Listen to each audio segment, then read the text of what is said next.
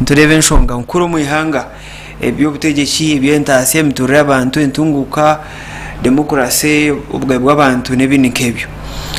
esabiteji rwa gatano turiyo ntuhendere byo gukora tureberemo ibintu bingi ibintu bitambwiraho naho na mnongo mu kigombe cya kansa government echa the forum for democratic change kigombe ki yotakirebe bya hati kikabaho cyamani cyo cyabingisinga yo muri yebi bakansa government kandi kigombe cyo kine myaka 18 because ebigombe ntu barakoroge 2025 konka ukarwero kubanza tuwarebaho bamwe bembezi wa FDC bembirwa mugambirizi wabo omwami semujunganda yaeta abembezi b'ekigombe ekyo baza hari Zambia umuntu wenda kwebuza uko ekigombe cyabo cyukutambara kunkora ikikurwa gikwa bagira ngo omwandiki mukuru w'emirimo mu kigombe Honorable Nana Mafabi hamwe na pate president engineer muri hati ngubine sente zabatungire kuruga mu government zikaba yambaho mu karuru akengu 2021 akaruru umuntu we akobe bagire mu ngubiho NRM konka mu yabahire sente ekabegeso kubaragiyo konka terarigireho kiri kwereka ngo ekabahaka kuriyo katashikire rwakashatu fast forward na nabembeze bapate benyine engineer muri atamwe na Mafabi nabo bayitora ikikorwa bahedi kutazanaje na nkumbi kunkara Dr. Bezi yayitorwe Katonga so aba kamera aba Sky TV emzinare mwe twagitwara Katonga indijo najya na nkumbi buri muntu akana Rwanda headline irabanze aha makuru agar prime so fast forward again yesterday rwakana chairman wa FDC umuyangari wa ambassador wasobirigwa akari ambassador wito muri Ethiopia yije hapinga akabagira headquarters kunako addressing abanyamakuru yashanga eminyeto kakeba mukirize abena tembe bisika kungayo embere tabukire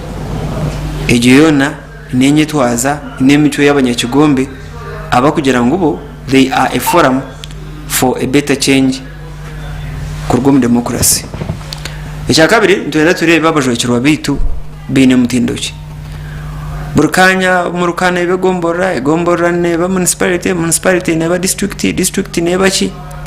burhamwe we are well represented wareba population yitu kareba amahanga nka China na India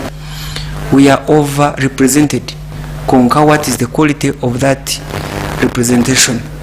nibyo bintu bire turaganireho erizobo mu studios mwami Asimwe Steven Pan-Africanist narwo mu Pan-African movement ariko irikuta zanyuzare zero Kampala ate mu mukoreje tugamba bya Afrika kuba kurwana nkabo baro imwe mu Rwanda abiragujo kandi tukora Kongo tukora Sudan imwa headquarters tukurwana ako no shot organization washanga itari mu Rwanda biri tarumsende diye tarumsende egine yabakuteka munonga nari eriyamaye ware to yabokurya egine yabankuruma nabakinyatege tegera nshonga bo bakabatakuriya abakabizire kucungura amahanga nare bakambari mu magezi tubura kohurura bakabari batakupopona egine yabiraguja kishare ikigombe headquarters hati eyitweta 7 Square Pan-African Congress is hosted in Uganda kunkanicha echezion so origin ndije you look so kakuri Yasin twakutangira chairperson ni no member wa park wa Kazo district yes kamutaka twitera yuga bashumu chairperson kunagiza nabashabise chairperson kunagiza chairman wa district kurebeka paka nekiza umuntu narebeka chairman gatugo namuranirizo Kazo niyo sibi abantu hena musiko esi wabare umutekano sa program mwambawazi nashimira kubaho mwazigwera izoba kandi nsima mukamaranga mnonga abo kuba nasimbura Kampala shahi 10:20 so nsima hanga kureba ngo yandaje muri yeyo byo ntambura yampsya handi yohurire abanyakazo so uguzira V8 V8 nazaba great thinkers V8 nazaba guteka munonga yakaba cyane kibiro cyo guteka munonga so koka ahabwembera nungereho ombiye ntambura ngo tukuzokusha watambura natambura nahika hasabanya kazo nubabara musya zabo kandi nubabara program wezi kandi nishabo n'abanyarwanda mwena n'abaryaheru yihangeri abategere Sky TV tubasima munonga kandi mutega amatu twatanasize hamwe twongera kumbe gihanga gito Uganda. John, yes sir. Orije busongora barije. Busongora n'ubwimo so. Is it north or south? Busongora nemo. Ni isazanira umukawunte. So kunkhatrora bakalite bya north na south. Na middle. Tinkumanya entani seyira akawunte na constituency muri Nyakitara. Kuba akawunte ndisaza. Then constituency bide bageta. Nariyo ni saza ya matembo. Ikigwire nangwa. No short count ni changu hopsinga constituency. That is it. Kunkhalona constituency kusangera county hatinganya busozi county kan constituency. So nbarungi tayine songo musana rwa amani. Kandi mwana wanje kano ibara not kano rank. Kurga kitabo muri kasonji aferi wise kujya kujyanye n'icyo muzika. Member wa group yetu ya committed friends of Mutaunom. It was very unfortunate that we didn't pursue for a long time. Chama njira hiraka. Ni saba kama mhechumuro chumunji. Otherwise it was twine songa. Busongora shimugari democracy abo kubishaza barita busongora. One would imagine ngo majority n'abasongora, but the other day your MP honorable no majority no both constituencies. I think Busongora no sankurga hima out of 13 sub counties. The sub county is occupied by minorities. I think to Hima Town Council and Patrick Chwamba sub county. Busongora South Nilek Katwe and Katwe Kabatoro and Kanamba and then Karsandara, but Kanamba was covered out of Karsandara. Okay. But again, the Gombore kuchirayo abasongora benji kandi giri umukonzo east. Nyakatonzo sub-county is in umukonzo east, and for us we know that itwe abazali abayisangira hansi y'urusozo we are one people. Twina abantu abakwiza bakatukoroga bakatuvuga bakatarubanuza kuko basically bagera mu mwina mataka menji agumwa atungirane fair. Amataka kandi abataka akijuka kwinereza base ni square miles rusanzwe 95. 795,000 I mean 795 square miles. Eri taka rikariritu. Riona kukurira kutandikira haboda ya rubiraha okwizo kashira shimuhana rubiriza. Government ekarutwara 1953 recently 52-53 when Queen Elizabeth National Park was gazetted. We never complained. No, ivuga irrigation scheme, mubuku irrigation scheme, ano ivuga refugee settlement camp, Hima Kavera Ame production unit. I'm gonna say we are our lands. We are now government lands. We are now no police hatten to lisoza kutaka wito bucha agament government have complained. Mujire Kongo mustamere. Kongo hatwabe tujire Kongo mukaza muta Kongo hatwabe tujire tukajayo hanyuma yo ndwara yente babembe to mubyamo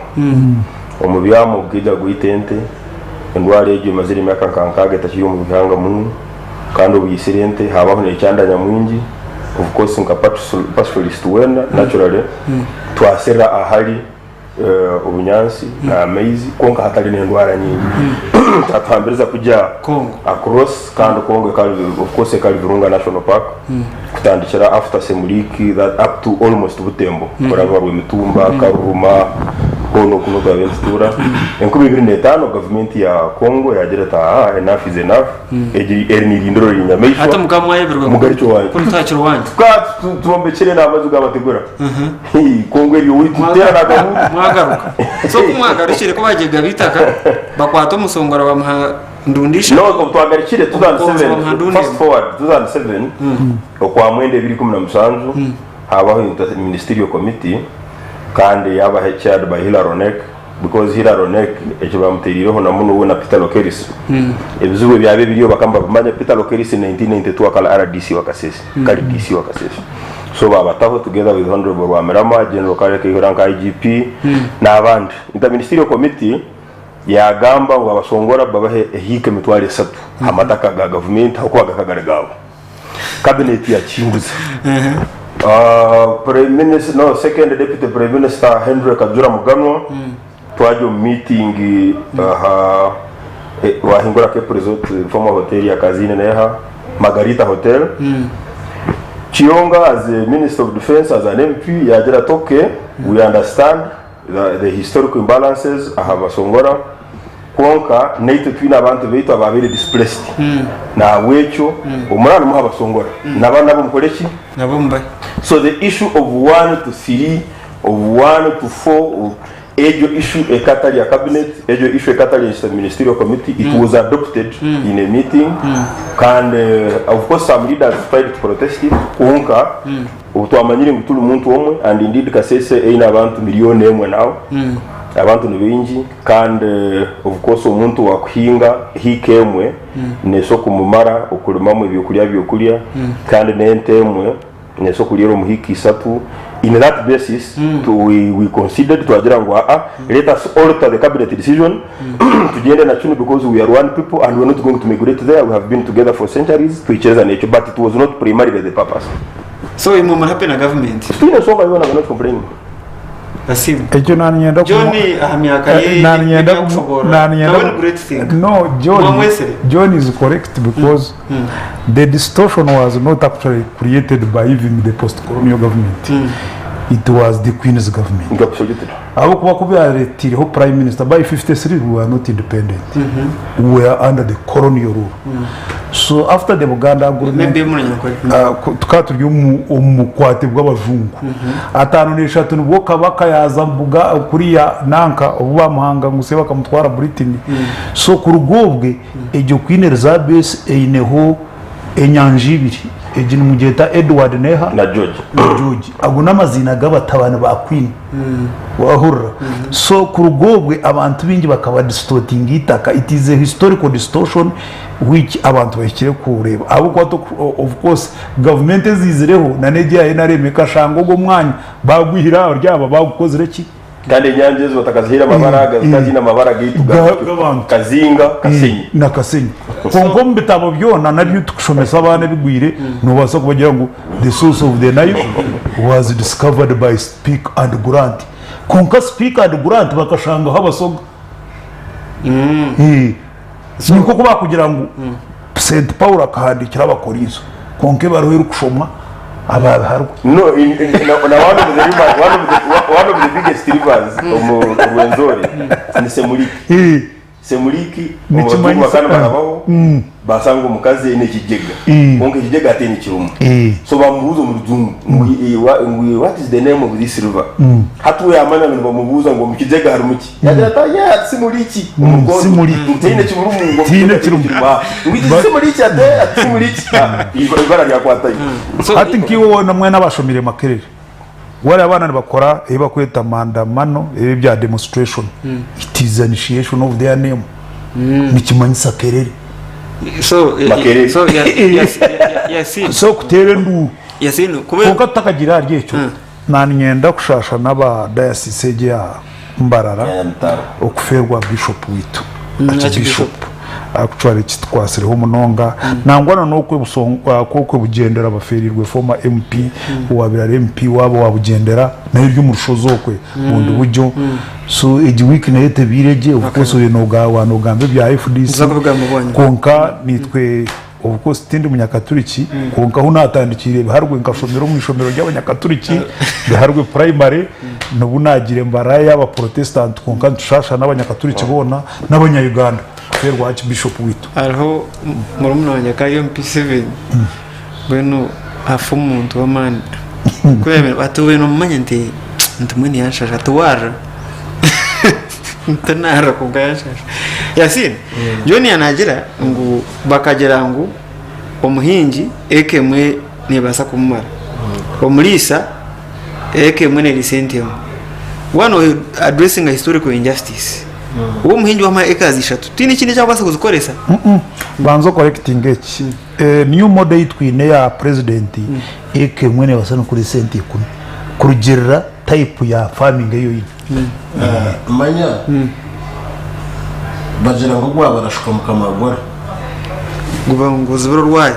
n'urugamba so hati jodi yana ashobora shonga za bukonje no muhere no happy no majeta kumutera peace sizana imbani myenda ku nagira mbabazi nyinshi konka ekiwano guze injustices empogoro nibagitondora hesha tukindi uburi wempogora uburyo bw'empogoro na hesha tukindi turo cy'ndandika kuri so nibagira ngo nira abantu babiri bakwata amataka abahinji kuruga kareno bagira ngo ifuka yote kwatitaka amusore tserisi kuruga kanshi gamba kwa ni wachenduza ifuka te kwatitaka abo kubefuka wacero mukasheshe bakugira ngo hinga hora remerwe kashahi 11 utaka shekari ya harba guma hotel konkenti wazi turashahi mo yakasheshe bakajana mutanga shahi 10 Ibrahim rashage muteho sanga ni kwa isha semba bure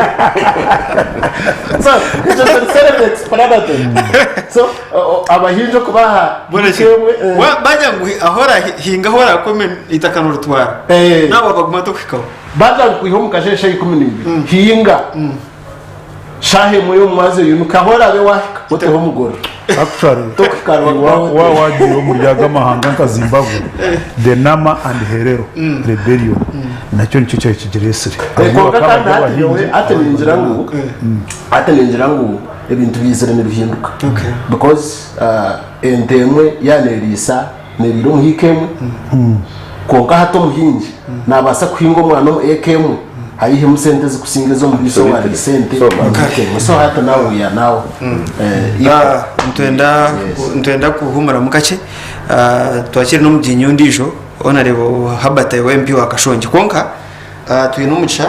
kugira ngo hoteli yitu ya Ekaya yacomuga mu kuturebera so abajinyo bitu bujinyo banje akacyayinka kaho hoteli ya Ekaya nishangwa kamukuzi ari muri mbara ashongena Divine Mercy Hospital rubikona arguto rwa Bushenyi so katana kena kacayi turwe umukahumuru tuje tugamene ibindi hotel gukora ndugaruka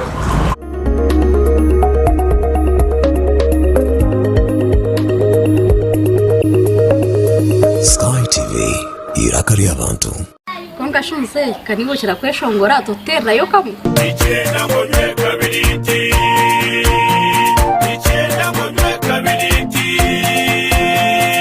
wamara kunywa kabiriti nuhurira waba kurungi amagara gona waba kabiriti icyenda ngonywe kabiriti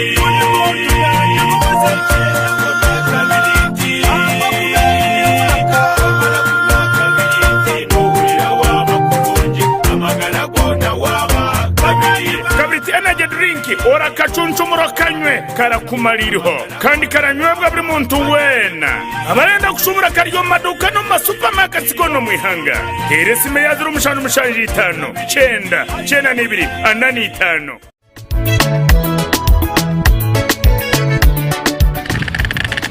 yo mshija kuna kutumeka kwa go shopping ngejeleta njukuza ati wisha wasama hawaji wajimara kwa kakare chotinga cheo sasira nakangahudi dali eche kubona bona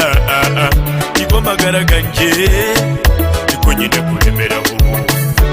bamenya boti bizano eche kindi kugamba madamu kankusha bonyongere embogo nenkolera bambigire mbabazi nyabo nyongera yoko bucupa embogo extra embogo kumbusha 2 in 1 H2 zidarasa ibikorwa batendo Bekare Limited kandi bihamibwa ba UNBS ukwenda kushobora teresime yazira umushanje 5 9 na mukaga ana na mukaga 20 yange yazira umushanje 2 20 ashatu ni 3 11.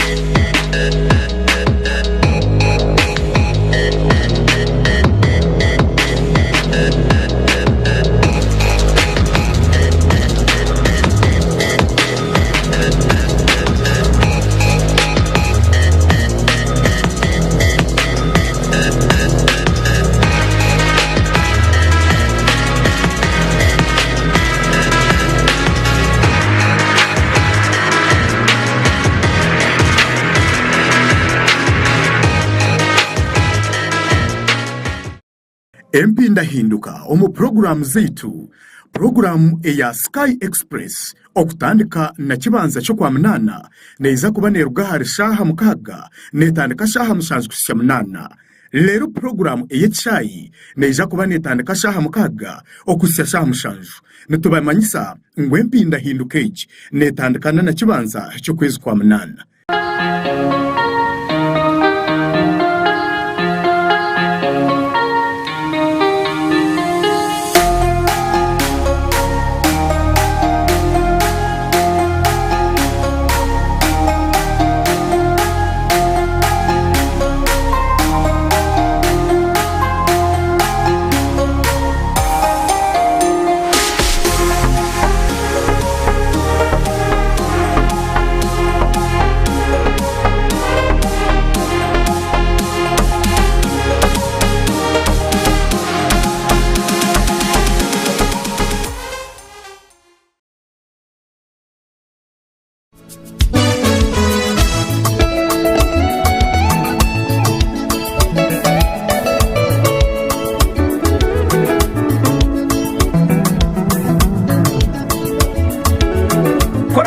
kwijusya wamanya uti nkozereke hati chukuretero kugira mwene Yesu ugiroti nshimiye kuba ni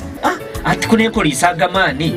nkakore hati ni kireba kiro because to kwija kushemererwa kitagiziriki kitaro atoka kushemererwa kitaro so no kushemererwa kigiziriki so waheza kushemererwa kiroho hati no hor kwija kwijusya kugira ngo ne chikora isaga mani hata mana gakurata hon chikorenda echikurata hon chikorenda.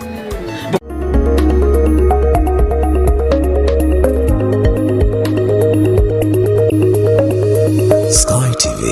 irakari abantu. Sky TV irakari abantu tuhagaraka kandi programu yeje na Radio 5 chenda na mwenda katonyeza mushanje fama kurugarishiro mutawoni DJ Kanyamano wakutera programu yeje emera mwato atwajanjwire kwereka twatu ino mugenyi owataka tushire none arebo habatayebwa MP wakashonje none arebo twakwereza seconds 10 yakira abantu tubone kutandika kuganira. Wewe mnonga programu mazina mwaka kora mtoto yagwamba kumigwa kora mita wishazo ya kashonji ashimuru ku programu jiko kanyera ko baza kutwara usase bwanje ahagwa kan eklezia ya Uganda na mnonga diocese ya Mbarara okuferwa bishop witu Paul Wachenga kandi naliza chumbo chungi na cyerego mukonka ndayiruka cyane kati bentu ose mukashi yero transference John ebira FDC voters babirebe ebintu ninkabushatu bikutangarize bikunyigize nari bikushamize webere mano ati Ebiyeho first of all beni mangu nujya kubaho abo kuba habe halo indicators kandi ningira abantu babiri batari bintu birungi umupolitiko katiyona n'ubundandu wa NRM norora hati halecho wakweta sportsmanship especially to mpira nora simo go atakabira RDC kanazanda barara high school sometimes akayitera on goal kwa kari mu defense konka aketeba omuzano umupira kuba mugenzi wawe ahendeka no hakwendeka Messi you don't celebrate it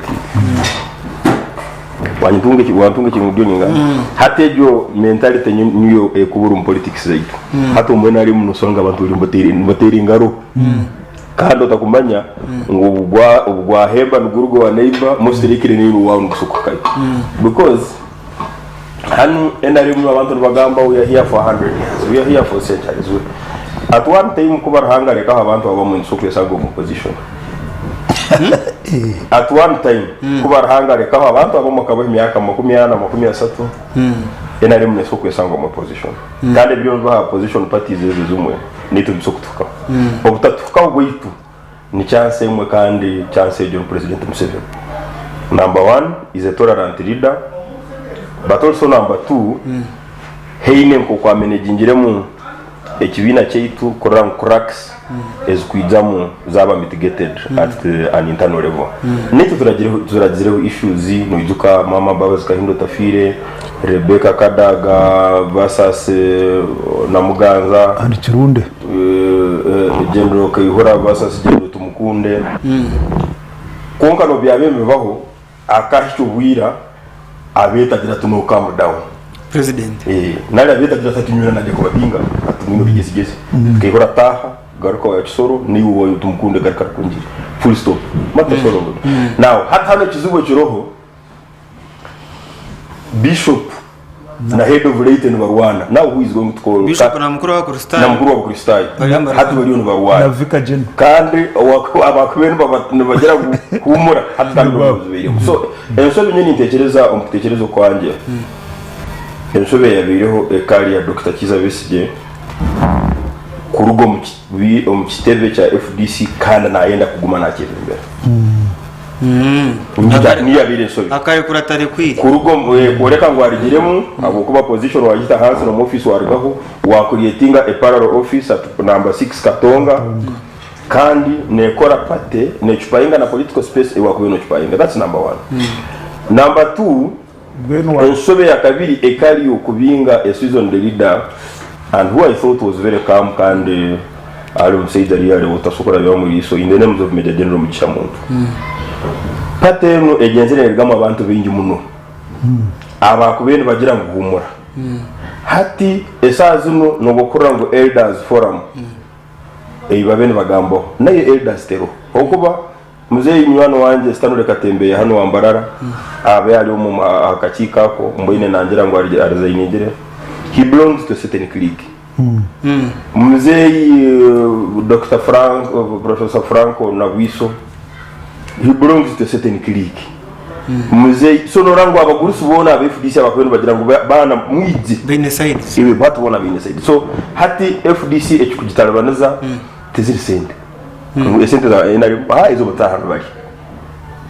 what do you mean batahana bari batahana baziri umihangwe kandi mu state house twasanga yoga bazwire Gomesi sawa batahana baziri Gomesi bwenje ni bijaje Gomesi kandi bari batukunda ngo abantu babumanye nidabire Gomesi atere kitambara hamutwe kunka iyo umurora kurundi omanyo togunda nanga boreshereje hati omu government yanyu ya inaremu esente zo opposition muje muzandika muta bamba handike bitabo hati norogo kubora inyeka akwazo gura butimba nizo bazo bikikubuza nizo gura nizo gura ezo muzandika muta wazo nyeka ombonya kitara n'undi musongora hato wito musongora umukarike yabasongora ubu kuzindikira umugenyi hari ibintu bisatwe kuri yose mbikora icyo kubanza number 1 no umukunura kuno soko mubaja icyo ine cyone hati to tungende icya kabiri wasimu ndasoko babene mbata nabage mbata number 2 no Eishengyero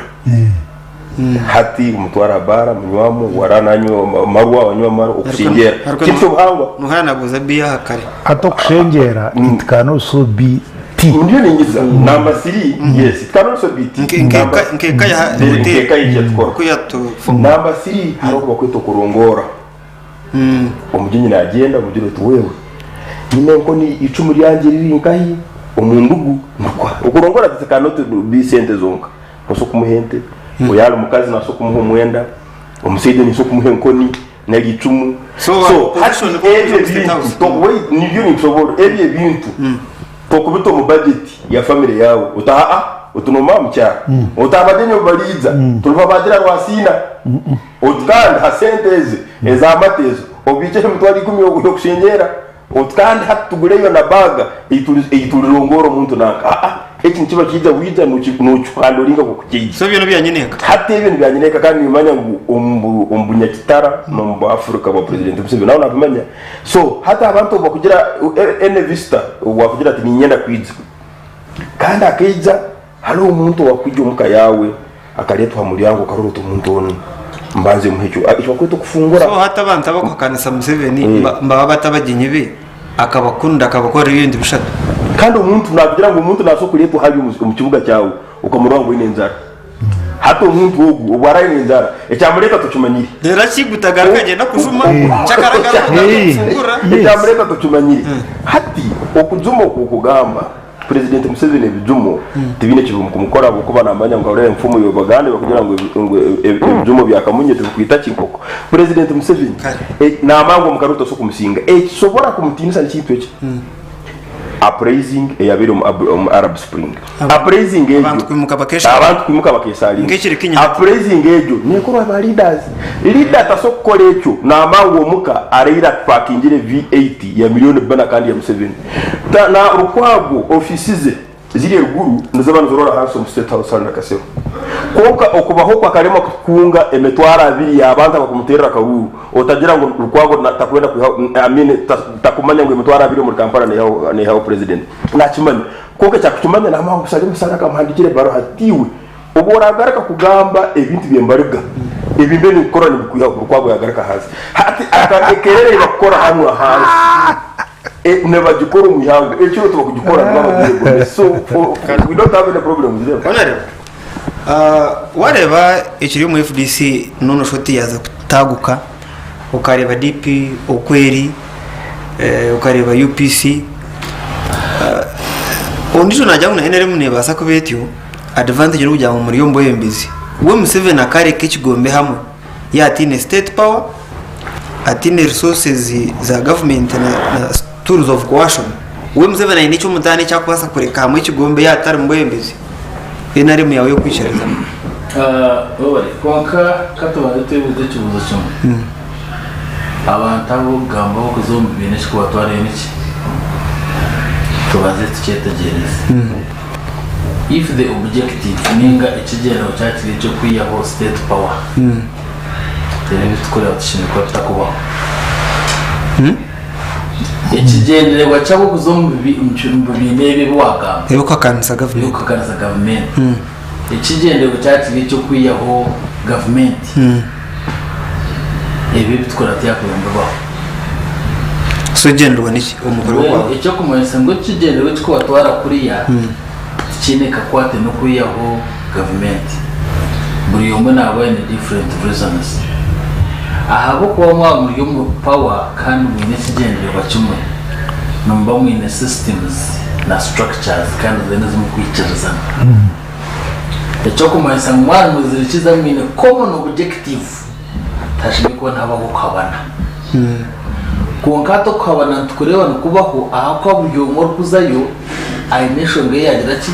ya mutwara kandi ngo ndafutana na nabandi no sakushanga abamwe mbazayo ahagwa disgratament ai ne cyafuteka teka futunga konkarebero mu government ya Museveni tiyabari organized tiyamanyo ngene kaze hashaze imije hakanisa abeni yagira ki abeni yamanyo hata muntu uko kugira ngo yaza kuri yamanywa bagera kuba mukwata natanaka ko bwanza mugenzi we abo ko ni teka ngo ibinebi ikibirisire byagumana ruhamani katangira UPC kabaho ubwira bwayo bwako abagigomeremo bashanga batakubasa kwemarira abo baresire bakahereza ubuda muhiya ndeya basharamba hagera government ko kabatinze kuchoreka gishumire cyargaye cyazakahi cyazo mu DP DP ikakora koza abawe barimo abo kugira ngo kigenderwa cyabo bakambenda bagira ko baba recognize kuba bari recognize ko batum government DP yashaka yagira ki hati ni tekatego n'ikiryo mu FDC n'icyecho ahabo kuba mwaba mwide kigendera kimwe kandi mu cicezamo tashini ko n'abahumuhonda kugutukoreye so wagamba ngo President Museveni wakwatira ikintu cya NRM abo ko no president ari mu ntebe kandi in the state resources kora shange ngo itaba ryo mu NRM twashaze zenderwa tukicumanya kandi tukubasa kuterana hamwe na president yarwo dirata turiyana so nicyo kureba lastly ubdeje kuba unashobora tahakiri nkakama umu primary za NRM arimo kwanonde bendera ukurwana ko kuntu kureba so iki ni cy'abanyarwanda tukiri cyo opposition ukurwana kubaho kashi n'ubuguzi bukanangwa ubona NRM because NRM ikarimo kugendera system zayo wimko kadiroti umwena muri abantu banje mutere kunkora arabe mu wenda gereki fine that's an internal arrangement kunkaza mwargo mu internal arrangement ekiko bareto mu external ukahagera we independent osingiro n'ikiki Wachirero echo nchibantu mayisa ngo systems they are not working because mushime ko mu regulations zikuregulating every step you make buri kimwe cyo n'cyukuru obano cyumanye twunko na yesimba internal kunda abentara beremu ekiragire kinde kinchize bura kugira ki kwisimba so to kwita kuje independent konka inare mu cyagire kushagire mere to ashanga ngumiro mingi abo kujukura no mambe nangwa takagera umuntu wataza mweno ko mwabuja ngo utaze hati Jacques independent nabo kuturakurebe ntugenda mutubina mu masiko twiyo supporting abo cases zo kushanga in one constituency for example both the independent and the flag bearer are both supported by the same party so what does that mean Nchiwachi maisa the system the rules and regulations are not working. Yes. Yam South candidate wa NRM akaisimbiri against candidate wa UPC kwanda wa UPC al minister. Beti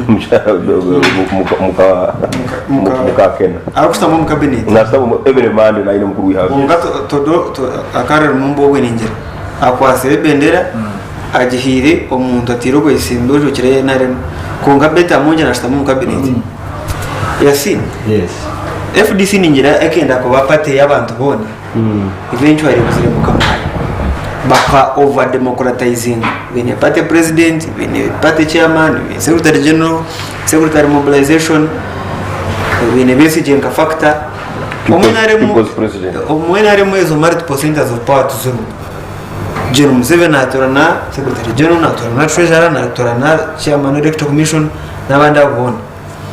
Nujya democracy ya FDC niyo kugira ikizo. Wabare umutekano sa program. First of all, evira FDC na ibintu bijubaho tubukuntangaza. Ahabu kuba no basa kushanga. Bebe bariyo no bakora. Nibyo bimwahabya bigendero byabo. Chugumire kuvunana umuntu otakamanyire w'ikigenderwa kiniki we nabasa kuba ari muri ayini yeye nyine hicire sejo na ine shonga niyo ntaka criticize no basa kushanga buryo ni criticize bomara ngo gubara ngo kigenderwa cyane egiye no mukosi yes sati niyo nargayo nkahaba ninye kuba nargamura ngwe no manyisabo ni umuntu urukoresha makuru benda kwegara ngwe ngo umuntu urukoresha ndu ukikushangana ngo umuntu afuma accident second echakani yenda kutandikana nefu mwishatu oziti necessary yenda kutandikana nefu mwishatu ngamba wazi yewe ndiyo myangore kandi nichereza mungu mfumu hariho ifumu uri kugira ngo warebe nkonetire mukabara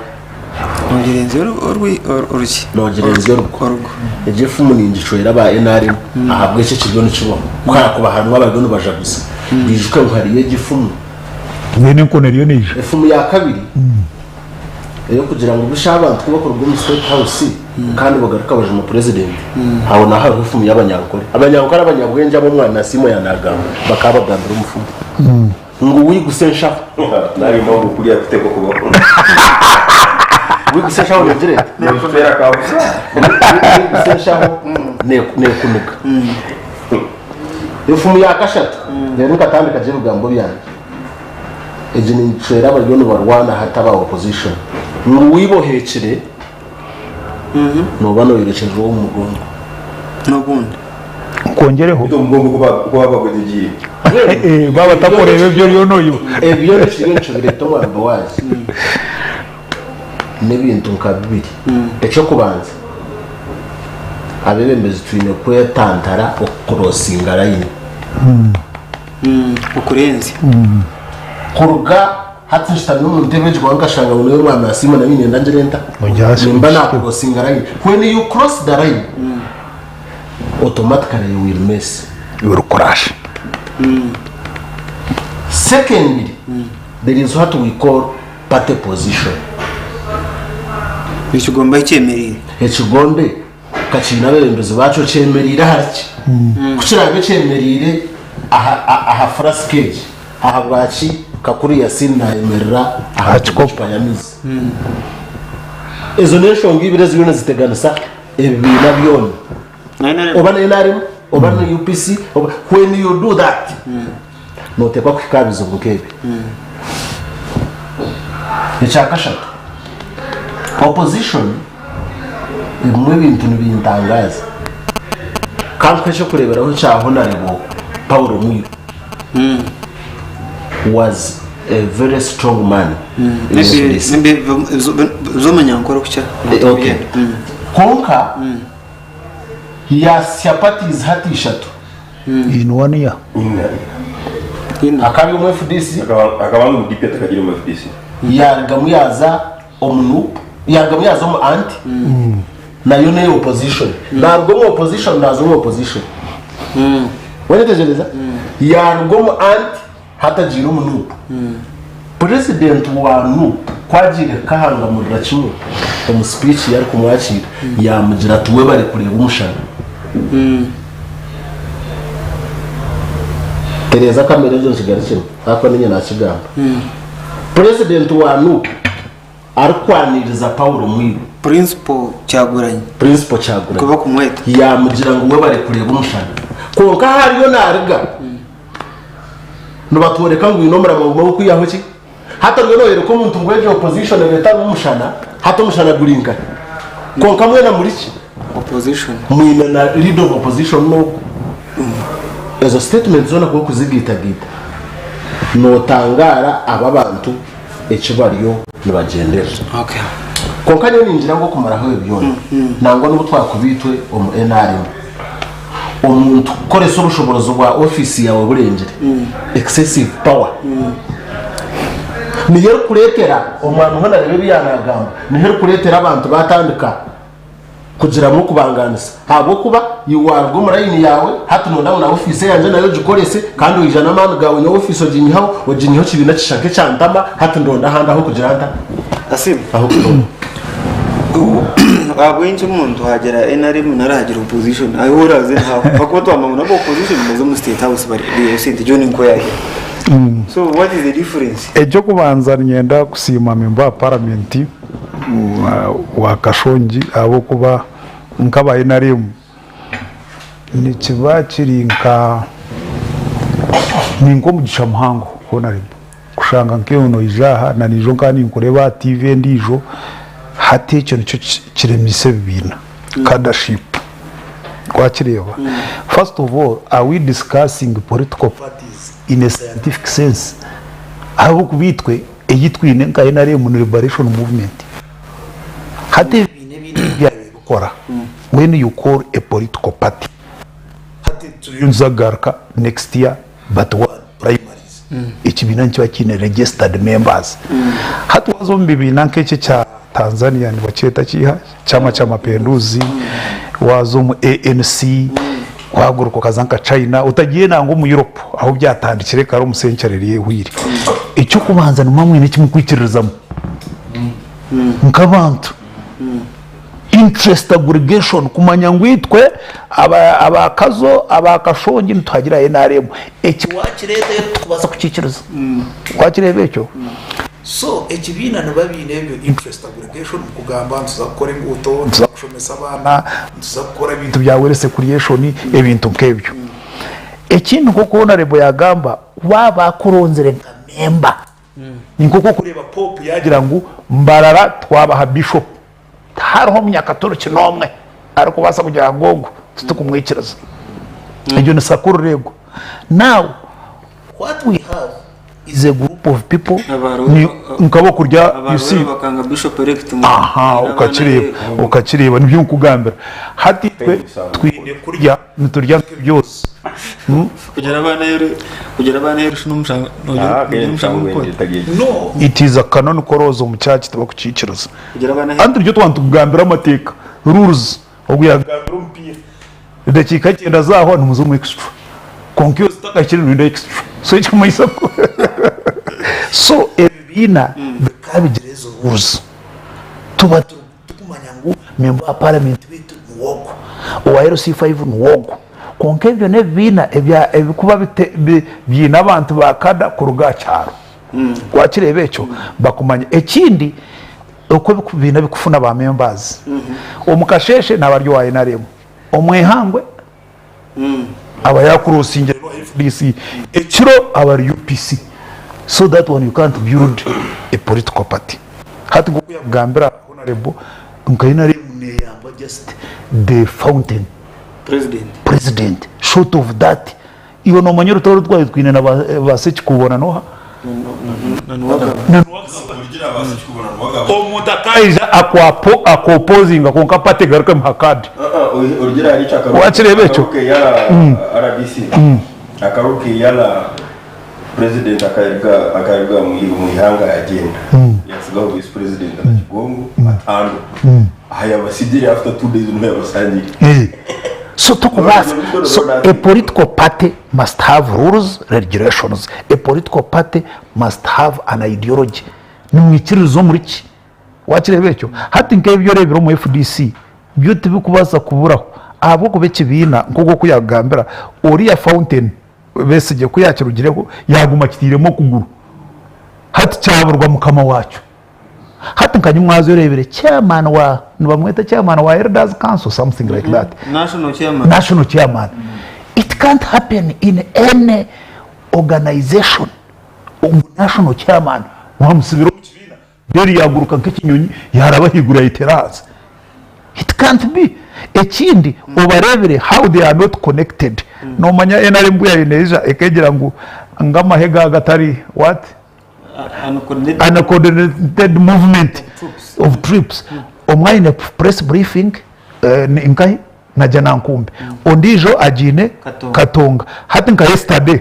ogwo bwaye narabahiguriye nanka yebiti mwijike na group ye bayaryo mu parliament na addressing so you can see omuzino omoyo anada kutaho concert na ari ni skill na ekindi ekibakozere cyamani ekitakubasa kubasasibwa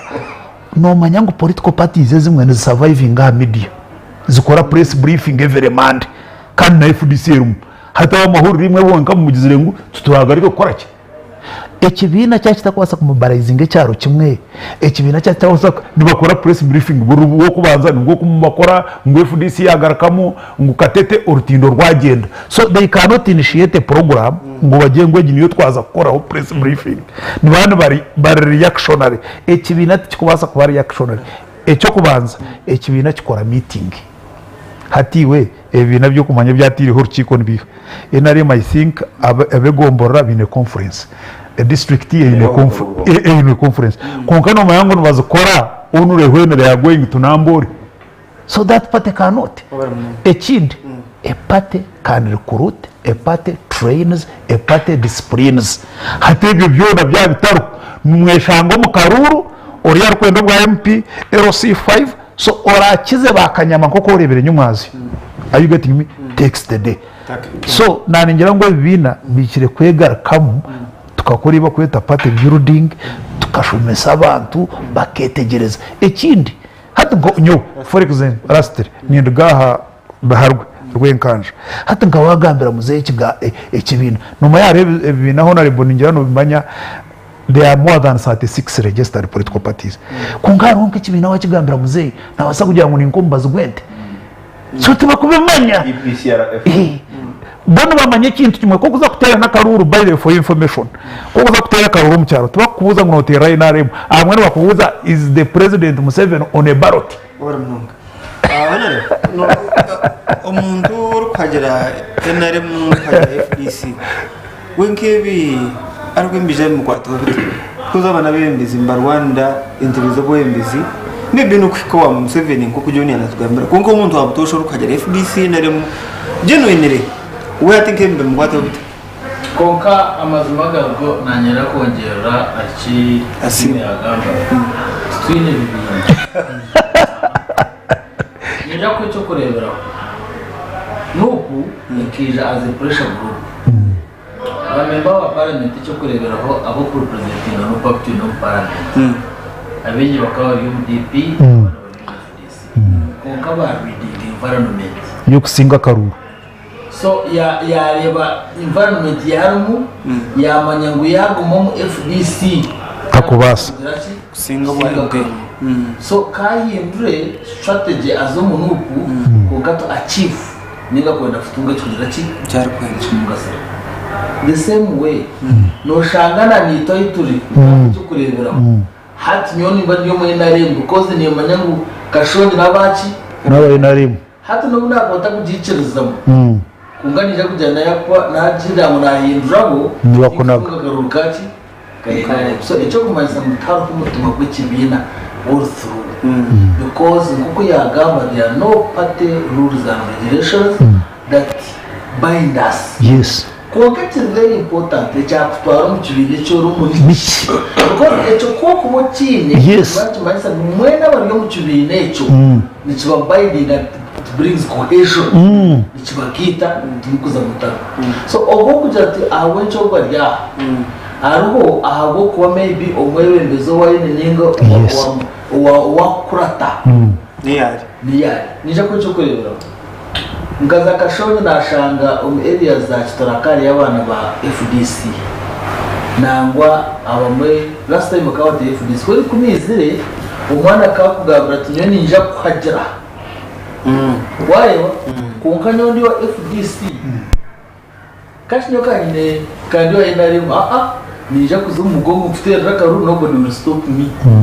wareba nanga no nakuza barot nimbasa kutera konka umagaraganje ndi wa FD awenchi aho kwanye ni issues na president why did so which means ngutayile kibina cyakwagera hati naza kureba ko umuntu akwende cyakundamo so in short wabuza ngo okuruwana kuri hagati y'abebembezi babandi babakora tumuriki nicyo kugambira ngo abantu bakira ko batabembeza bine not necessary kugira ngo nabici bineki but because possible runda our individual merit so akaka individual merit kachirumu kandi kabuja koroka kwa icya kabiri twantwenda kugira ibina nka asimu ko yagamba twino kugendera ahanitendera y'ikibina umuntu akagura pate card yes akajishashura sente wachereba ekamusasa akamanya ngo hariya ahubashe hata washaka ngo wasabwe bapate card zawush hata nyono shanganye ne pate card ya NRM FDC no tongera na t-shirts tubona nini byono actually honorable aba boda no shanga ekikofira kiruhe nka FDC ninga Emicwe then t-shirt iriye inarimo probably nkito tinkumanya so konkayo honorable niyo kushaka kushomesa ku bantu sogoro na nentasi y'abanyarwanda no kushoma kw'abanyarwanda ebya ideology ya party real tubira hari nabo bakabitegereza ngo party nemera hari iki nemera hari iki of course amazuma gavuga ngo ideology ya party irahari nabo aha kuba kimwe kureta yaba ideology no levels of literacy ninga kutegereza ko abantu na nentasi kuriya hasi na nentasi hata umuntu ko kuburyo umuro kandi urkwitegereza kuki ebi yasagana no kwenda tezi kumenya kandi ukwineka kwati no actually kamonje mwana bawahe honorable noreba history y'ebina kumbajungu okota abamemba w'ikibina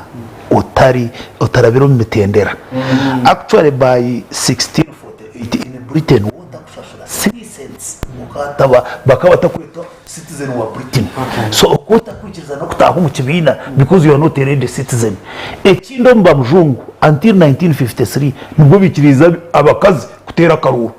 kandi okimanya na hati mu America majority vote tiyo counting it is electoral college habuko Bill Clinton omukazi wa Bill Clinton bamwetwa Hillary akasingoria majority vote konka bamusingo mu electoral college ekikumanyisa ngo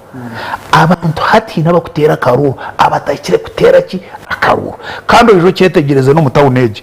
abagiga bona tubatera karuru it is only the rich of the earth and actually umurungereza ekigombe cya conservative party ukaraba imbatera karuru ko kutwarana leader wabo imtoro kari yabrnevi yes a population y'abantu 1,000 yes and the conservative party kuba member no korana interview yes kuba bajamu uzagumura fan no China uzagumura support unkatara member kuramanya kuba member wa party it takes time kura China kuza kwa kadi yabo ya communist party no mazira imyaka 10 so tokarugamo waheza kufuna kadi no mira rimwe batandika taro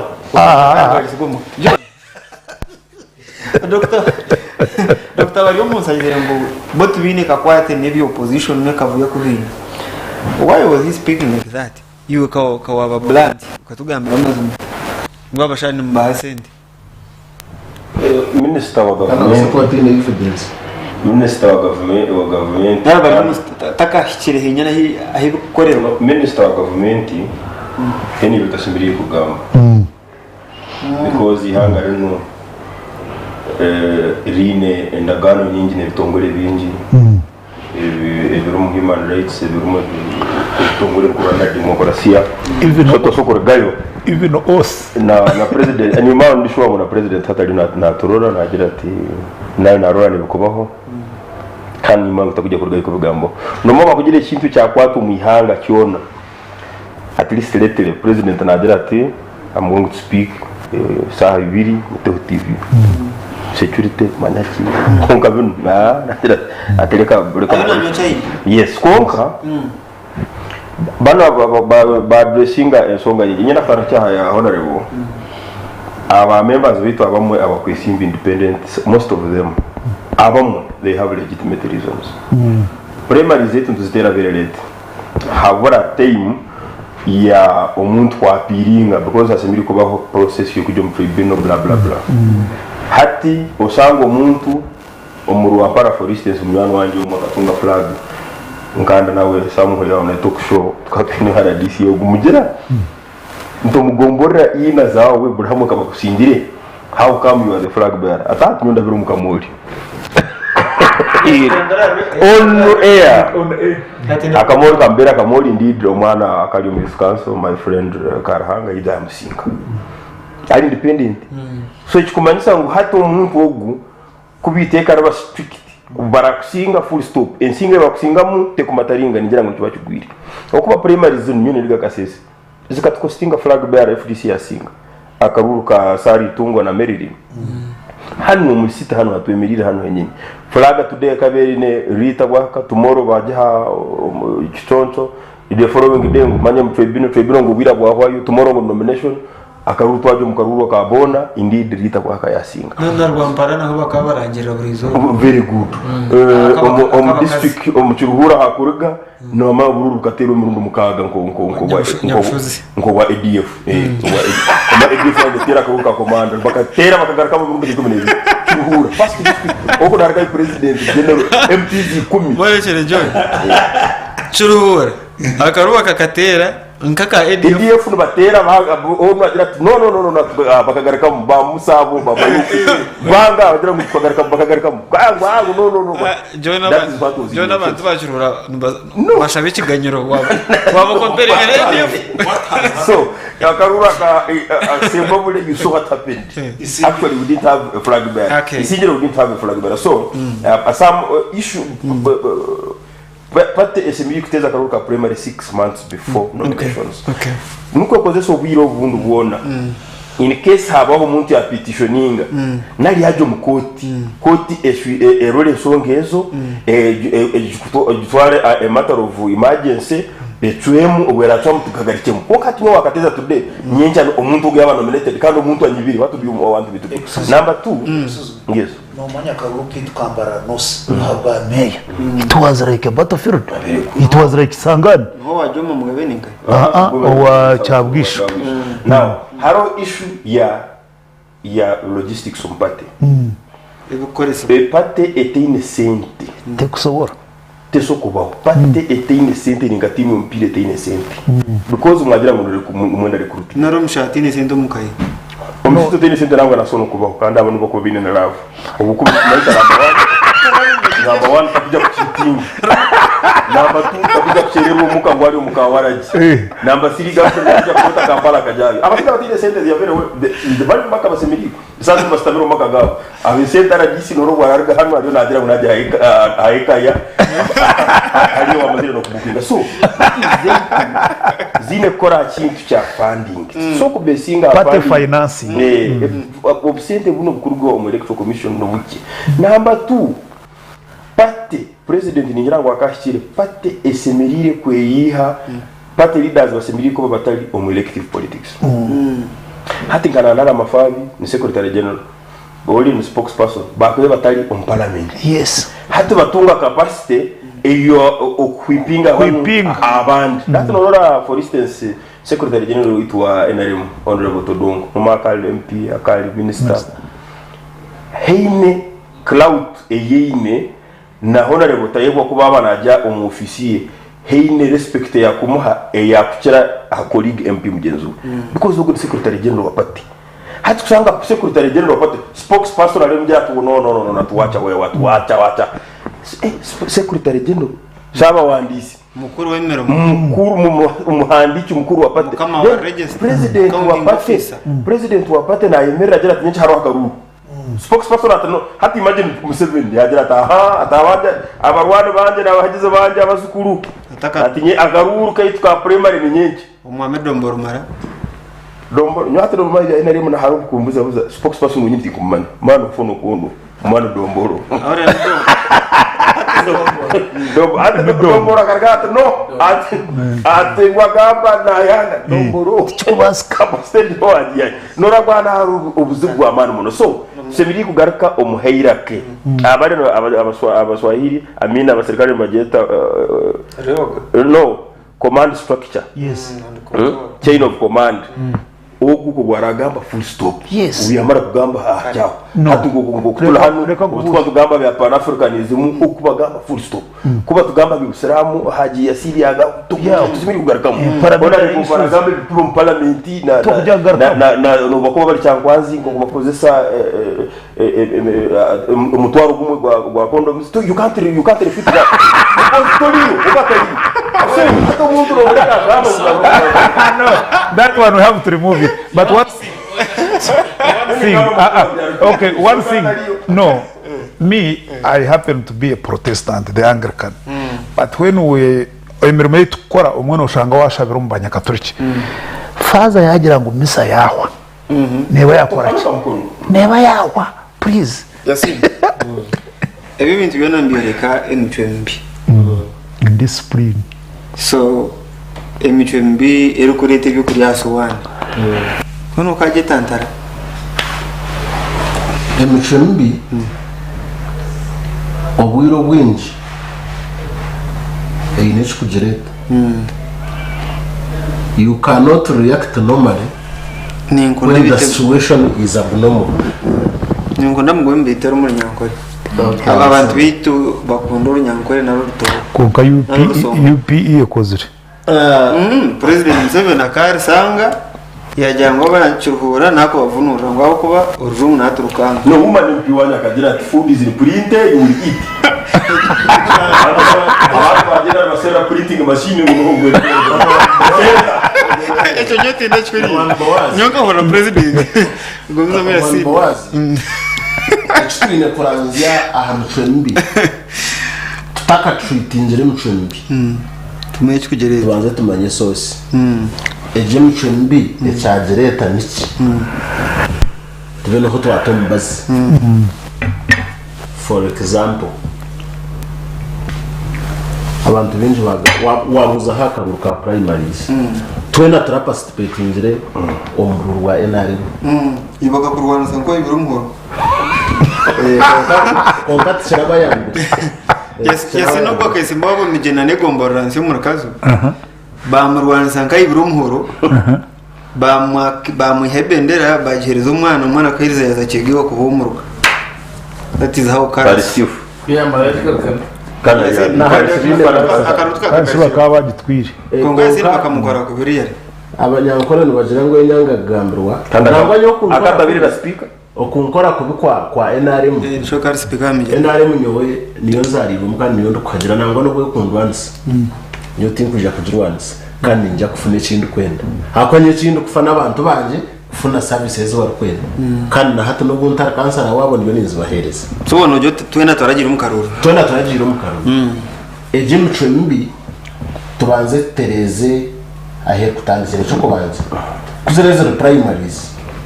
zibe primaries za buri umwe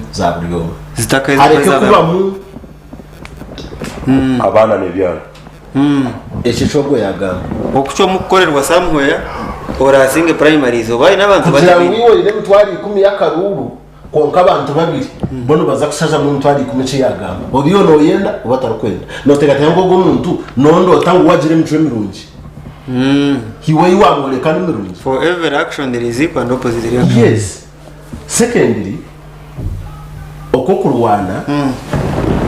nkoko wabuza ombibi na byona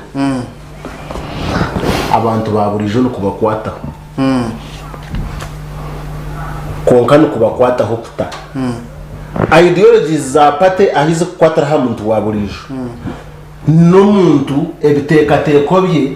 kuba fulfilled ombigenderwaho bya pate umuntu tarine kindi cyari kwetera hecho nichikuoneka ngo ideologies za pate zina kazare na nabantu baburijo abo ko abantu baburijo binebe bari kwexpectinga ompate yabo kugira byabakora so kunubira korwa hakazare ngakagira kata kaho nikabakariga hakora bagira ngo ubuzare bwente naki no muntu buzojo naho nambabiri gayo so nyaminjira mu mwana bawazi eje Emicwe rero kubaho tubanze terezeze nshonga ibi umuntu twararwe murayiniye aguma murayiniye tuye turi mu pate primaries zibe pate primaries okay yes ninyenda tu shifting gear turebe amaramu gwa kabiri but briefly on so kupada chika moyonka umuramu gwa FDC guno tuli ntuguhendera ubuntu obumwe obalio no barwandaho via tupeti kura gupate ngo daboka bini ngo moto onu ngo Museveni akakada boka bini pika kura ori ngo akakuhape vani mene bus iwe ngumanya na ndala atinka kwa milioni 17 zokora billboard zokora billboard za mamuriati ngo amuriati amene na ndala semuja imina atinyoka nkazigura billboard ibiri amuriati atumarampaji indida bamwe bakesereka because waja weju MP wa yakalu muno mutawuni tukatumwine muno tare no muntu yabera translator akari Evans Kafureka umushogo na FDC MP akabura completed so songo rorangu they are not ideological, they are not big national issues. No sente kutibesi jana ati nowe atabakanditera sente kandi naguma nazo ati kandi bana mazire guma nazo ati nazigarayo mpora omutweko okazahora cyatu munzu yanje iyi sente kandi zo wamanyire ngo baziresire kandi nimbi umuhanda tugumanya okazo wahoro tokazibiko to muka for 2 years norangu ya after elections reality bisembiri kuba no biba umupate nka FDC. Doratu Henry turebe okujwekyerwa kwitu yaba no mukansozi yaba no parliament quality y'abantu abo tutorana kuba kabiba kwarachi first of all mbabarabaye then task area near because of monosha task ntuja underestimating itu nkabatezi bakaruru na no twatorana tuchike tushange ibintu bigumene bonarebo wamare myaka ibiro yo parliament abantu bakashonje bakwifurize nani wabefurize abo mandate bakwire kutwakutandikira ebyo buzo kaye no buzitwe abatira karu abantu bakashonje tinka befurize kana abo twakanye furize abatakanye furize n'abamanyira ikindi bakampa karuru kandi nanyitinga befuriza wachimbuzo turi bazakucheresha konka tinga makono no ndanyenda ukigumizemo abwenjero nyo tubaka kwefuriza hati ko kwija no yisimba uyija oyiniki genderwa washobora batabwicu wayisimba umuntu uwakiriya mu murama akwicarizamo kandi akwagera kandi ukigumizamo icyo waba umugambire unoje gukora wagumizamo wakikora abatine shonga buri kinayifuza nicyo mujyana tuganye fuza ntabwo ari izobona nyine humi urukiko haza nagambira abantu akonye ubwoje n'ubugamba kandi gamba mazima nagira ngo umuntu atarampagire takosa kuvuza ikinkoze tayine moral right kuvuza ikinkoze ahabo kuba nabayangiremo confidence from the beginning kutandikana hato umuntu wawe utamwikiririzemo kutandikana ukareba mutayine cyara akori ukabura kumakaru habuje nije kumbuza bwani akugana maunda nagira iki tarakora so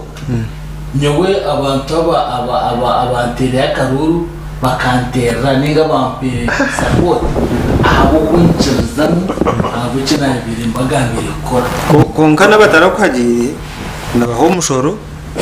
okushashoranga MP abo incho takutekateka abo incho takwikiriza still baka expecting no be batakwagire because majo democracy negera ngo owabingi batorana bene wayategeka so kandi kushobora hata no shanganya ubona bene ninyisimba ninga nindonda karuru nyine binte binagambire ngikora kandi mu binte binagambire mbasa gukora akanyicariza n'uwa kuriri hata no jo shango ubwo ataragurire kandi akabura kuhereza karuru akuvuza icyo taragambire gukora inje ko cyo kurebera ninjira kutwara umugisha muhango kora kushumisa abantu kubagambira umuntu wa membo wa parliament cyo kurebera so umuntu wijo kandi rutokoze rero gutu nabona bataka gati niba narebera ngurire cyo kuzo to kujirota tokuchetegeza akamembo wa parliament akora ki ngutu kandi abakushira kumbuze cyo niga kubuze cyo n'abataragize ki n'abakotasa apato baramanyire kigenderwa cyane cyo kuzo mu parliament konko muntu wampagiye yanama y'ikinagira mu parliament nabasa kumbuze katwabwe bintu bina kamembo wa parliament so nareba umugebyo bina n'uwakwasa kumbuza tokikiriza kandi nyongera kushobora ngo obo wampagiye uwankirizemo akamba support aine absolute right kubuza ninga hikire kimwe kumbuza akandi ati kana kusindikira ngo nkorere iki abo cyo takachikoze cyacyo kuko cyo mugisha murungi abo aba supporting tini kibambuza ona rebe cyo no cyuma batangubwa akakagera butarakagire aho kuba akaruru akomugongo kakawa twaza mukagere reka kubuza ikintu icyo kumanya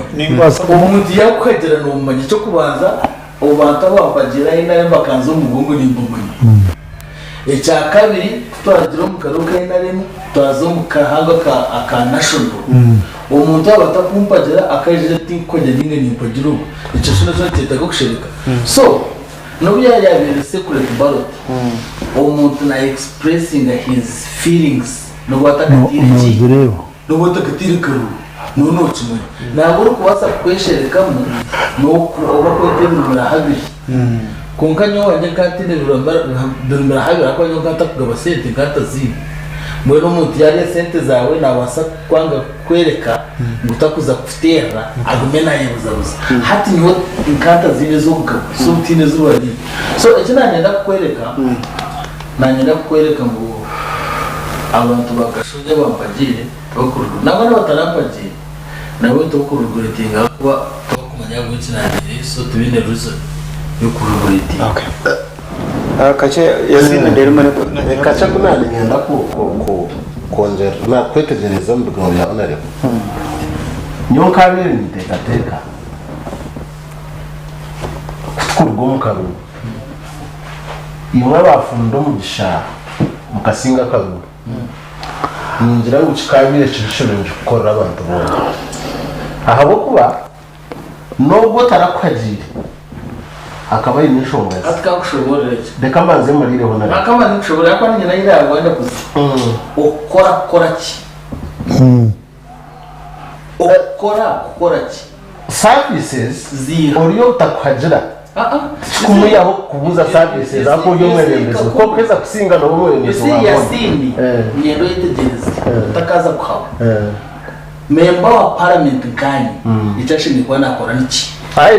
nyoje muramwati yaha kugira ngo umuntu atarakwagira tayine rusa kuba nakubuza ngo tukorire aha domo nomanya wuti ningamba nti namuza gukozere ki kandi tashimye ko nkikozere because tumurimo gwanje my role are very clear technocrats ba government bakora abantu it's government kuraba umbakozi baje icyo nyona atakacishiraho nubakora bakaraba bakakora abantu yes nyomo mu kwanje no kubakarisho risho kureba government kurabe economication kwa nigirati nego so hati wimbo kanjiroti tokorira abantu to twikirize bisubire mu tukabwara kamutakagiye bose wanja tokorira abantu nyo gukora ki asimu hati noreba eki controversy jo niyo einani kugambira ideology uriya yari wa conservative in Britain nibabine role uriya yari wa Labour Party nagumizamu ahagira ebya Labour Party byo gukora bo bana mu bahindura parties now unfortunately itwe a member of parliament a representative we no amateka oversight nabasa no kora n'ubuntu buke obwakubasa konke kiyana bigambira honaribo no shango umuntu tarampagire kiriyare oija ombuze kineki kandi ndukumanya ngwiwo riyo waye na uhagira wakakupromisingire b now echogwa riyo nagamba nagira ngo waba member wa parliament yes you serve all the people for example MP kwa kushaba mizi takuzaha mizaga kagira ati utarampagira utaganya kwa kushaba nanka zoro gutubire byo kutamujya karufati tino uyayemerize ati we torampagira utarabaha gutoro wakirebecho but there are those in their respective areas wabuza ngo no manyo tangu tubarampagire hati wabari oburi nkomu constituency hinegombora full stop yo kubasa kuyeho bururu bushatu hati waza kugira ngo nje gomboreka kwagira na wazayo they are asking negative questions onkogwe cya kwenda kurra na yendangu MP kwa kuzo parliament wekibina for example kwa independent by the way if you are no gambe bye bibina independent ni bakire binde bibina byone byo mu opposition I think you have seen the list so independent would be also a certain political party konka services za government nkizuru kurgumu NRM oyine kawo oyine district chairman, of course the services everybody receives the services, but the quality of representation nayo yanogamba nerugirira nabwo kushunguka kw'abantu bo mwanyogwe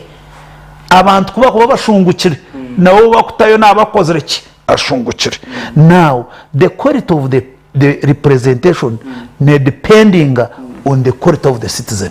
So tukubasa kugira ngo no representing abantu abo tarugamu no tekwa ku representing abo no iwe samari hati nkogu honorable ni samari yakashonje kuba kurezere aggregate oguna accountant na bashara mungu eji percentage niyo ya MP yagenda konke kinde kiwano enda kuvuze kingi abajamana bakababuza ngo nokorota jamani yagira ati mumperezeka ekazanyo kuzukusha niyo rabe samare ya jamani nitwe abebembeza bitu ntubihomba ntubitu n'akurugama bace nkuko nana ingamba honare mukamugira nti of course nyo nko muntu turarkanda ari kwija ya radio kunkure anga MP yije manyanguriya this is a very big no cheto tiwe it is a very big achievement abo kwankanye nogo mushija no kira kutweta kufuna MP wekibina cyahe nari mu kwija ka radio it is easier to get the president kufuna LC5 kufuna kawo hata nkabantu honorable bagamba kintu cya Katete ejeji umurumba city nka hata waro ndaka engineer wa Mbara city tokamfuna so nani mwabaye nare my comparament mubuze iwe minister of information no hari baryo munsi buri district ko ine district information officer abo mbashashura to give which information if they don't go on TV like this on radios harho kamera mwe yo kureta buri twantu discussing our secretion okabiro ine production officer eza wakiruhura obo wambarara obo wankaye wano gamba habye mbazi no ijo butubuza habye mbazi nyotinda shomere bye mbazi konka districts nishashura ba DHOs boba nubabareta onwe to talk about scarcity of drugs konka abantu wabashomesa ngo waryaje okanywa mizi gatekere kaga gubatwa okabone toilet very few people will go to the hospital ebyo nibyo bintu ebyo twakwenda tukora konka habo kuba honorable as sector zanyu zaba minister bone benda kuri active on disaster honor mwamba wazi akanyonye no mu muhango go kushobora kintu iki kandi twinishobora ako cyakwasere abantu bwo kucumanya kandi takinga obwire buri kugera ki kushobora kucyetegera services ezo mwamuka kura rugamba area zitu ngambe cyo kurebera no kugera mizi kugera ngutu kugera amashanyarazi ukagera amabaro ukashanga buri kimwe cyona kizista kiri ikibuzo nikigera mu nuhuru kubitayo ko kubone DHO ikibuzo cyabuze arasa regera muki ko kubone DHO ariyo mukozi wa district ya Kiruhura no responsibility ye kumanye mabazi rigero mu NMS ya ikaciro Kiruhura aine lieutenants abakora all in chairman charges tayebwa kamibwa parliament think zo medical stores kwimbaza gutwara kai Kiruhura ko ine road works engineer wene engineer wa district no more we kureba engutu za derasta za kuru ashagwa ngera tumusubira yes takora mushaboye takora mushaboye ngwe nguto za kuru sesente ezukurugankai a district kurujira budget ya district wale nota igoni intahira mukahi ubujwekyerwa bwanje okimwa binde bikora na appropriation yes ninga okushuriza ma budget nkamanya ngo budget ya Kiruhura esente zije zo koreza zineki za shumayo wandegereza ecyakabira hinkwizira no oversight kurango zakora kureba usente ezo za derasta zakora so ekintu cyezo kwenda kushobora government kuyakwetine sente ze kusindika kandi kitakuzurwe tukumba kare abara nunga twine ohereza obwa Ekaya Crescent Hotel hotel geneshangwa Kamukuzi mu Rwanda hariya shongera na Divine Mercy Hospital bakwino bohereza burungi ko buraro in gardens aho korera mukoro ya burikika bene conference hall bene barere mu byo kunywa ibyo murembe uguhatebera mu coffee cocktails mocktails nka nojitos n'ikigamo n'icyecho na milkshakes bene restaurant y'umurembe aho bakwinire chance cya mushana hamwe na cyakiro kandi na hona aho rugerayo buhereza bwa restaurant no butunga nko muringo gumu gukushemeza imwe ba customer babo buri sande baba kwine live band kutandukana shayi 12 zo mwabazi mpaka 5 z'icyo mbona kwenda kumanya urukishiraho ekaya kuri Cent Hotel batongera asumu ya 0 mushanju ina emwe ananina abana na shanju na mukaga na 0 mushanju mukaga chenana nina ashatu nina abana munana ekaya kuri Cent Hotel a home away from home kandi no batusyaho akachayaka katambaraje nebyo kunyweraho nimbireba aho mucungwa aho samosa itwente tugita sumbusa koro witu na no busobanuro bukwera kurungi so abagenyi bona barije ntenda kwebaza kandi ntwenda kongera kwijusya mutuyino corporate league yambara euro 23 ibikoze kwa mushanjo acishayika kiye kompirogu tuzakubatera Sky TV live utaferwa kureba bazana bo mutano okoroga ombetongore bitare mwe na bimwe corporate organizations itutushemerwe hamwe ijatushemerwe hamwe tuzane turiye tunywe tucyakare buzime ibintu bigende kurungi nebindi nuko biratambire byo John wanofa kugamba John wanofa kugamba uko nshinde sera atunora no weitu songora twine respect nyingi mutwine thamuno ikitinisa nteta bugizansoni hantu okwiga mukazi ate omukazi wanje ni myaka songi emboko kandi ogurushoza kandi orareba tayebwa na hala na tatazara isento omukazi wanje samuganyana so nanta kwenda kumugaruka mukonka yati yabiha cyarenga kandi samu yansingira message mwahuriri ati kumanya the dishonesty I've seen so obzari bwakwata kandi obwasimu mwana wanje muno menta paradise yo ebisube bibabiha ni bya World Cup tubiro na bya Africa Cup hata number 1 abantu bitwaba muri cyo kubaturabusa services zakakure zaliyo nagambaho omukaruru imwe mugamba ha legislation oversight and appropriation reka tugende mpora karuru cyo nakajyamo yes mazama obwabero ishimbere no wabero ishimbere nawe ukagera tunyo bundaje mu parliament appropriation budget ya kashonji nejya kuyongera nicho was it your campaign one of your campaign tools wait mazama this is a rhetorical question and all MPs we are not about talking about MP twena tobeimi heneba MP about 50 of them abagambira abantu go explore mu parliament mutu akarutu yo Museveni omuntu gwaramubuza ati Museveni katakarigireho uhura answer hatoge yaba answer wenda kubuza aha atukuntu muri mugwa MP hura idizone talking about okansaba karuro de kwa Museveni yes bobo ene adera ati ataba abana mawulire mu kutebubi sagamba mwaka gumu nagambo kwezo omuntu yeita tsebo Museveni kakiri omuntebe Yes, mukabe. no atemirimo yanje nemanywa bazo lide ato murumo emirimo yanje nemanywa oversight appropriation really abantu bito batukuba hobisa ebintu mwabere mugambira abatezi bakaruru niba bakubasaba abatezi bakaruru mukaru bagambira ki mukaru bagambira amaboro marungi aba mu mutakagire no parliament ambulance tukazorora basebona banyago ambulance ziri through appropriation ekatanga oversight basebona banyago mutuleke ninyugwa hatuma tuvuruga cyarenga bojo bojo matuvuga cyarenga wait a moment mwagambira dashika 25 to abareka andika unero tubukupatie bona ni ogo narika kazo ambulance ya no jimanye ya dani buhwejo ambulance ya mukino jumanya bora lebo tayibo tikuma bwa ina ambulance very good yes yako faminga waji weza hatejo oversight ejo na propagation si hatejo ni legislation hati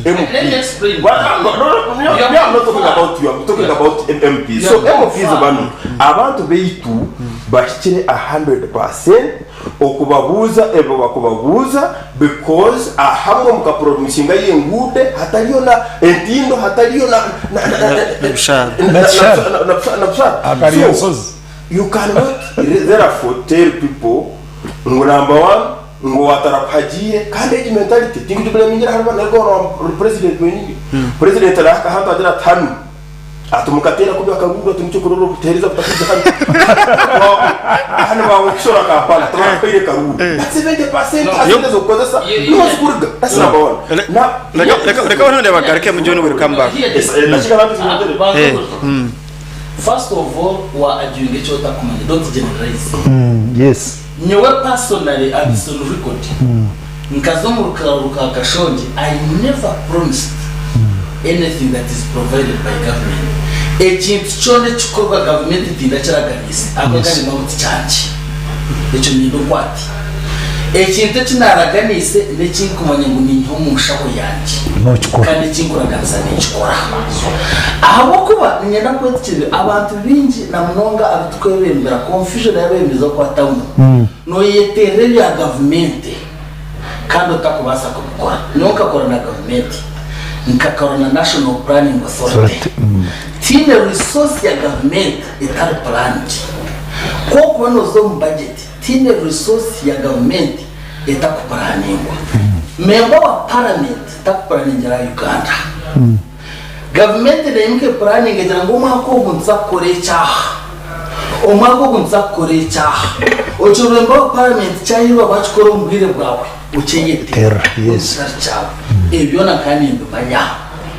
so nimka kagamba nkagira ngo nyobe naraganise ndumanya because nkane meeting wasa gukora ko muntu konke cha government kikwasa gukorwa ninjetera ki echaka we member wa parliament takubasa kugira manifesto akwatayine budget ko gukora manifesto waraganise bintu nikibani cyomanyisa ngo noza kubikora on a source of funding member of parliament funding yeneya kwa kajaka sharake naza kwijashika abantu abahereza cyakuzirata cyakubasa I brought an ambulance in my own money. It was not from government. Reason ekinageretiye no kuyamba abantu kandi cyakoze urumbe rwa covid ekinkwa nimbasa n'ikiraganisa katayebwa konge cya government think cyaraganisa aho kuba wa to responsibility yanje ecyanye no kucirobereza kushyarisha kucyako tu tinya ku budgetinga because government ne budgeting ejete obwiro atanko cyo kurebura think basa kuraganisirwa rokashonji Minister of Finance yaba Minister of Health yale jangu we are going to rehabilitate LC3s Health Center 3s konka omdistricted age hati kashonji na turabuya kwa bitarumu n'abakiraganise injanci yakwe fair enough John gumza mtu ashena sina ko weri bugeni hati nico nabwambera ngo abara batayobwa debate twajibargarizinga twajitanga kashonje na ebyo kashonje yes kora rebo tayibo for information to benchmark ngira yagira ngo bikugamba tigumanya we all have MPs can you MP wanje talwa kashonje but not me I'm not talking about you so I talk about me no actually John wano mugambo akwaje ngo ibishuba byarenga yes and on program momo taro MP yayagambira yagira ati umuntu wacu utasemiri kubuza MP kuri yagira utasemiri kubuza now he's correcting it is your stereotyping no I am saying he's now correcting it yes kukuba gizi statement injuriyo agira ati umuntu wacu hey ni batasemiri kubuza MP kubuza nyo hata nagira ngo cyo wacu correcting ngo corrected it kuko amnyo buri ni mana MP wanje byangambiri akangera atubure o tatira twamba o kujya kasangari eruguru gwesumbu umusozi atoru aturusisa atoru mundu cye atoru wanje digumman hati batugambire nibingi so iwo borobo wagambire ngo umuntu wabekozeho mu government no okaiza no manya responsibilities kandi necyo nacyo aha kugira ngo nacyo kirimo akabuza issue oberale ebintu byana gukora government umuntu mu budget tibiri byanje irwa rutiri byanje urugude turuwanjye hati okutayiwe no kurecha igenesio umunyakasonje n'abafiriwe ki that's number 1 number 2 and another constituency that's number 1 habukuba after all with or without you government can still bring these services after all they bring them in Kampala after in so hati habacha abantu nubata umukaru kaluhite bi embuzi zabo zikafwa mukabaha information ya buri mbuzi hakondo yayo at the end of the day akaruka kaba blood abantu bakihamba wao last ko kajo mboreshere jo na utakajero ninjira debate wajivaragarizing why emirimo ya MPs nko twagireho ero kandi ni nkuru toganya ngo participation na capacity yanje na nasimwe iriya same level ukora imirimo ya MP is that what you want to tell us? No nuwe yagira uwe yagira ate bintu bya government ne bamanywa yagamba appropriation and appropriation and oversight yagira tameza agakwenda kujya nyoni nyenda ntakwenda ngajya kujyayo oruguda arukwenda kujya kandi ibintu nibo abantu nibo kwenda na yenda atakwenda aroha ataloho ndujyayo emotoka ya government kwenda kujya abakwenda kure ku rutingo umukozi wa government wa DV yo kutambira ente za turuhura abakwenda kujya without him parliament yabe kozere mu appropriation then bakozere oversight exactly that's what I'm saying and now MP weno waliyo twetaga individual unique contribution competence ya asimu ne basa kusinga hayanje based on the 3 on the 4 maybe unarebo chibecho kufunga nyanda yo kana yasina ndaka ninge bikwetenga gukora on parliament the 4 wachire no ba Eishengyero ko mpaka because bakamba manya emirimo yanje legislation representation oversight and appropriation so you can't tell me we all have the same capacity in that so how abantu beito aba akajejena nyine nyenda kwesimba wa MP haliyo MP wanje so wedikitanye asimwe nanda kwesimba wa MP amudise bihuna example haliyo MP rukari abantu beito aba no nyoti nkagire asimwe takagire so abantu beito mwana mugamba ho bari abasimwe yanagira ngo tubasimira kutera karuru no mumanyi hatumwa kare bwo kumanyisa ngo bene na capacity iyo korora simwe ni future munaje kujyo parliament atese kurungi kushira rukari yes nkandro bwarijayo appropriation naje kusaka kurungi kandi ejo capacity hata bajira hata koko mukubanza umwana mutari kinyona majara kwa nguda America nguda teba baso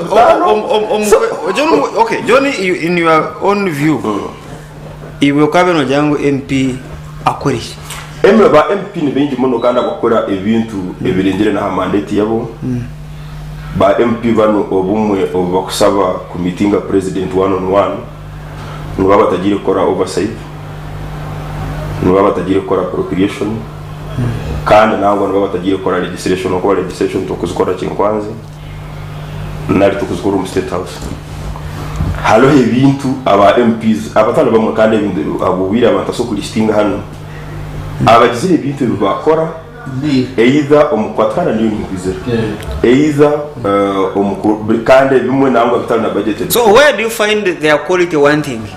their quality ino yagamba nyona kagambira quality yabo wanting basibo niyo yagamba their quality is set in the constitution quality ne jera mu senior 6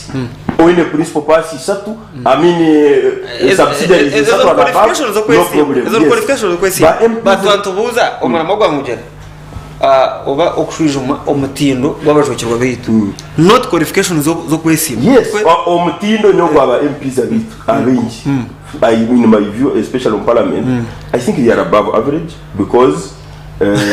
yes I'm saying my view because I follow parliament and I watch parliament every day halumu obuzibu buke especially gwa dikoram obwakerere point of order point of this point of that umurama gukargaho abamwe omasaza agamu kandi njya speaker nwashimye kwamye ngo tubarga hamurama kandi nawo kana yimurgunye ikizibo cya mane kungire ne MP kuruga hano icyure cyaterwa karuru kandi tubino mu constituency zaitu nagaraka Christmas na kuziko munyabuzari hateri yatwara parliament y'ibyo ya WhatsApp group okuba ba WhatsApp group abamo no batahubargaho hati ne ya abakano mbajumira abakano mbajumira weshumbu takagire ubuhera tariyo bugoye tariyo mubuku tariyo ibanda tariyo bana sub count cyane tabona kaso tariyo omupiyo gu owari na representing anyuwe takumanye bizubu yanjye binyine hawahe myaka 3 mugombora umukonstitution takizireyo uwe bizubu ebyo ega bamanya atakutwara parliament yasi take baba rumteka sa program topic ya uko wajuzo murango emitwarize y'abajwekyerwa omutindo gw'abajwekyerwa bitu nango mutandika wacishobora rage tubagamba abantu ba parliament wonka watamuna roko councils so asimwa kajyango ba kansara atabeta onari kambanza acha higo but is not in the barija kutera kambanza acha higo the MPs there it is not in the local government act protect me man kambanza acha higo cyangwa kwa parliament ninjira kufuna mugisha zo mu parliament ya Uganda umugarari even na yesterday but one mbire ndi uburi kanshi yakazo n'uwa mutayibwa nawe nkamureba na kushitama akari nearby honorable Bakaburindi so yesterday but one former minister wa sports yes just so kosha nyuma zimbe ndio parliament so ninjira kuzayo nanashaba ngo yasina twena results za district ye kakoreta ninza kufunza yihanga ryo wade taratukonganiza kuzukwa nanye kirigirira hakora representation nangwanye ndakusima ba member ba parliament bitaba ahabo kwa nyemwe ndi nation zo mu parliament harimo ubushobozi buke na Monica Jonka basapurize ndi MP omwari kugamba ati in my village not even in my village in my home nyina bana banabundi kurebera I think you had that way so no hari mwa bukucirizishaza akarga habishaza byona kazahabye cyaro in my village konka nyoni mbasima abumurimo oguba yona batisha zandokorwe bya yes ishaza is a consulate of the village parliament banje honorable Dana Chimosho na honorable Jennifer Muhesi na bahabu n'undi yona bakora konka ikigone kirete byona bware bo mwantaye wayagamba twibisha maraka wagamba Jennifer Muhesi byone yakureba ayirambure no kamera ino byaro banyina basongora bargoita n'abahesi omwantaye bwa honorable obu yagamba kare twibisha maraka ebyo bintu okuzomu nkora yabye yibirumu nubwo kubereta hitomo umwishaza yitiro mu ndo washazire reka ndikushobora kwa nabarya he ku bantu babaha chance kwera amasimu bakireba kandi bakimanye nubagura abantu waraje bagiye akashare ngutu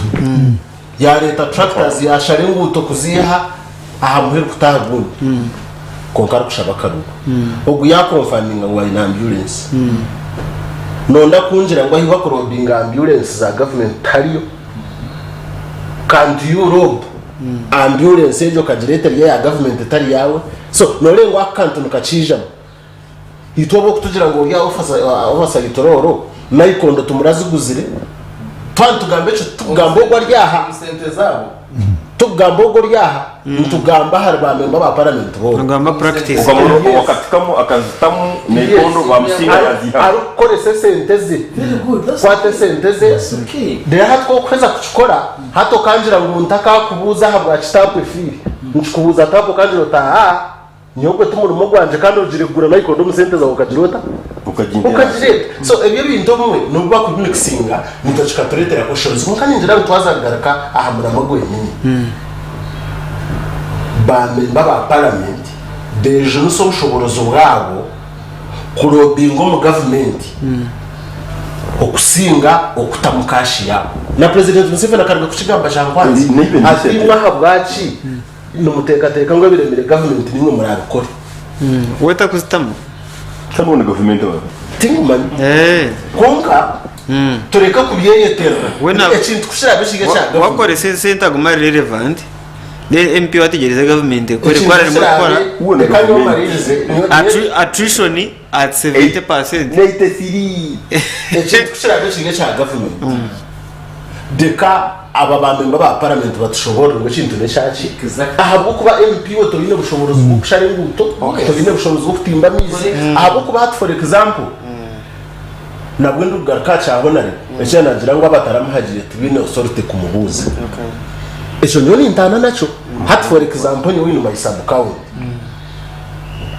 kunaherize ku urugomo kan kunaba iyo wagwiriye konkanye ngo inagwire mbo wazanajimanya hakanyonka singa all calling station engwa te kumataringa so konka kunari jiro mukanu ekikurikiri kunari jiro mukanu ndure niyo omwami wazi yasi jiro mukanu yasini hende na forminga organization nambo ninja kubana kweta kujiro nshinga nja kugira bimukoro ngwa MP nubajeta akodi ageterine community development initiative nyina mw'abantu abari above 700 ejo turagira registering they are above is already registered they are above 700 people konkanye mu kuzikora na munonga nkabani nyenda mu munonga abatarampagiye because minyenda wumboreke ngo I can rob for them kandi kugikora tinkuza kwata na shiringi zanjigana nari 10 kuyahome bamemba ba parliament n'abembeza abandi batorobinjire kwara abaroseto ministry ugenda bakuza groups bakuza associations batorobinjire ku ministry ugenda ka government tutari kugira ngo memba wa parliament yija ukaho yampa miliyoni 10 no so tukore itugwito no kumobilizinga twaheza kumobilizinga turobingo mu government ekora abantu ba yes babari mnonga Rogers waburunga burunganisha mu akazi nagira ngumburuza John kan habara sente zenguto n'amarwaro kabuze sente za intern doctors ezo kugura bo opposition zone zirga kahi kandi mburuza simu mazima nkumuntu yitegereze nareba ngo kugura bo opposition ni kitai Africa agira ngo umuringo gutaye wari na debating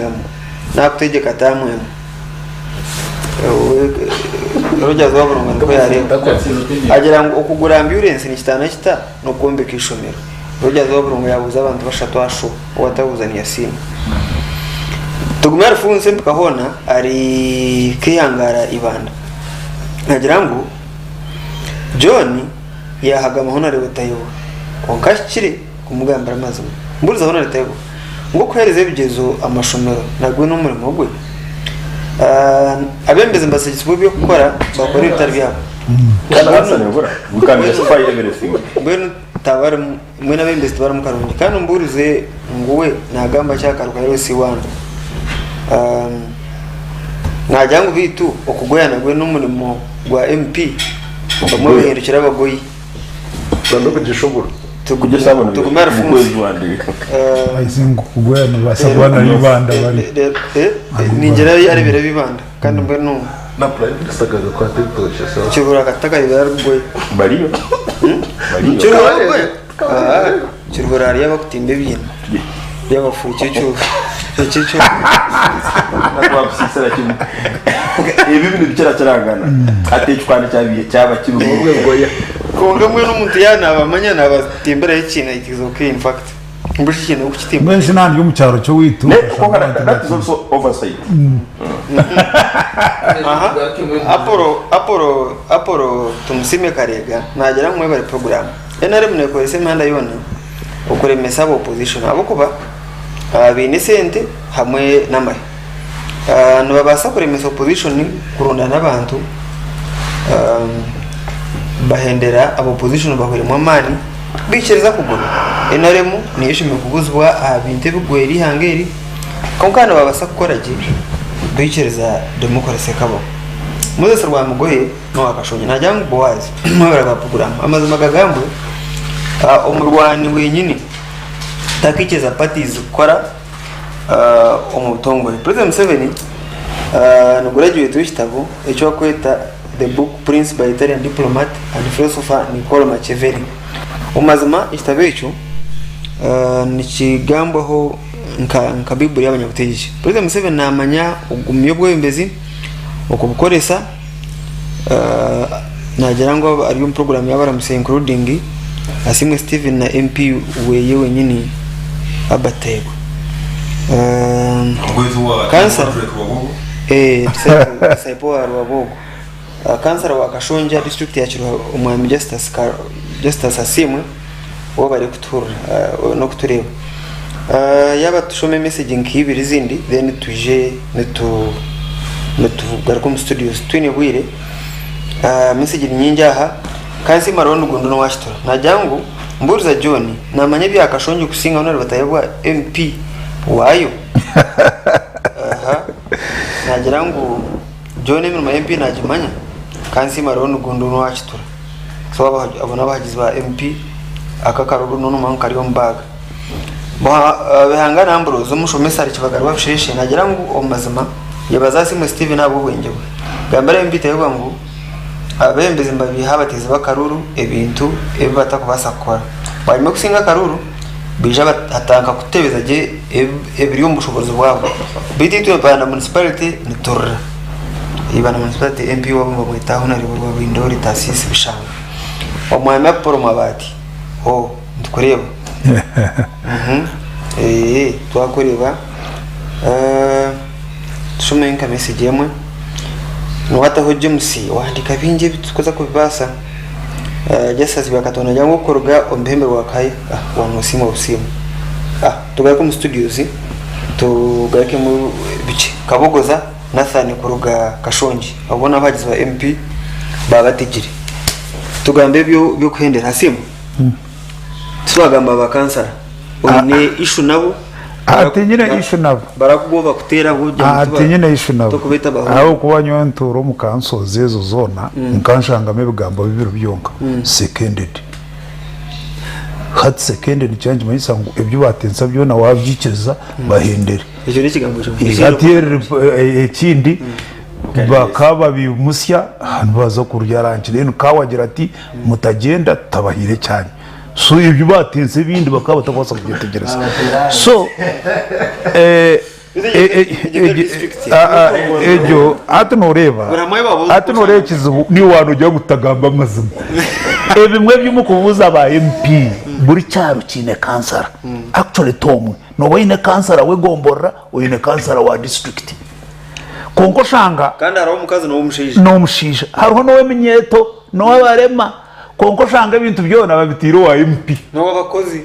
MP taresereke MP konka nabo bakabaronda ngo bagire byo bareta kwihaka aha district so if you think kaza kugamba eki honorable taibwana gamba two wrongs do not make a right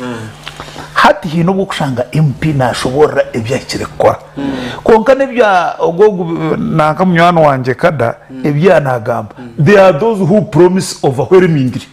ukashanga ngo yaza kugaruka yaza kugaruka kana nekindi the quality of the voters hariho n'abavota wota babihire tubakwakaruru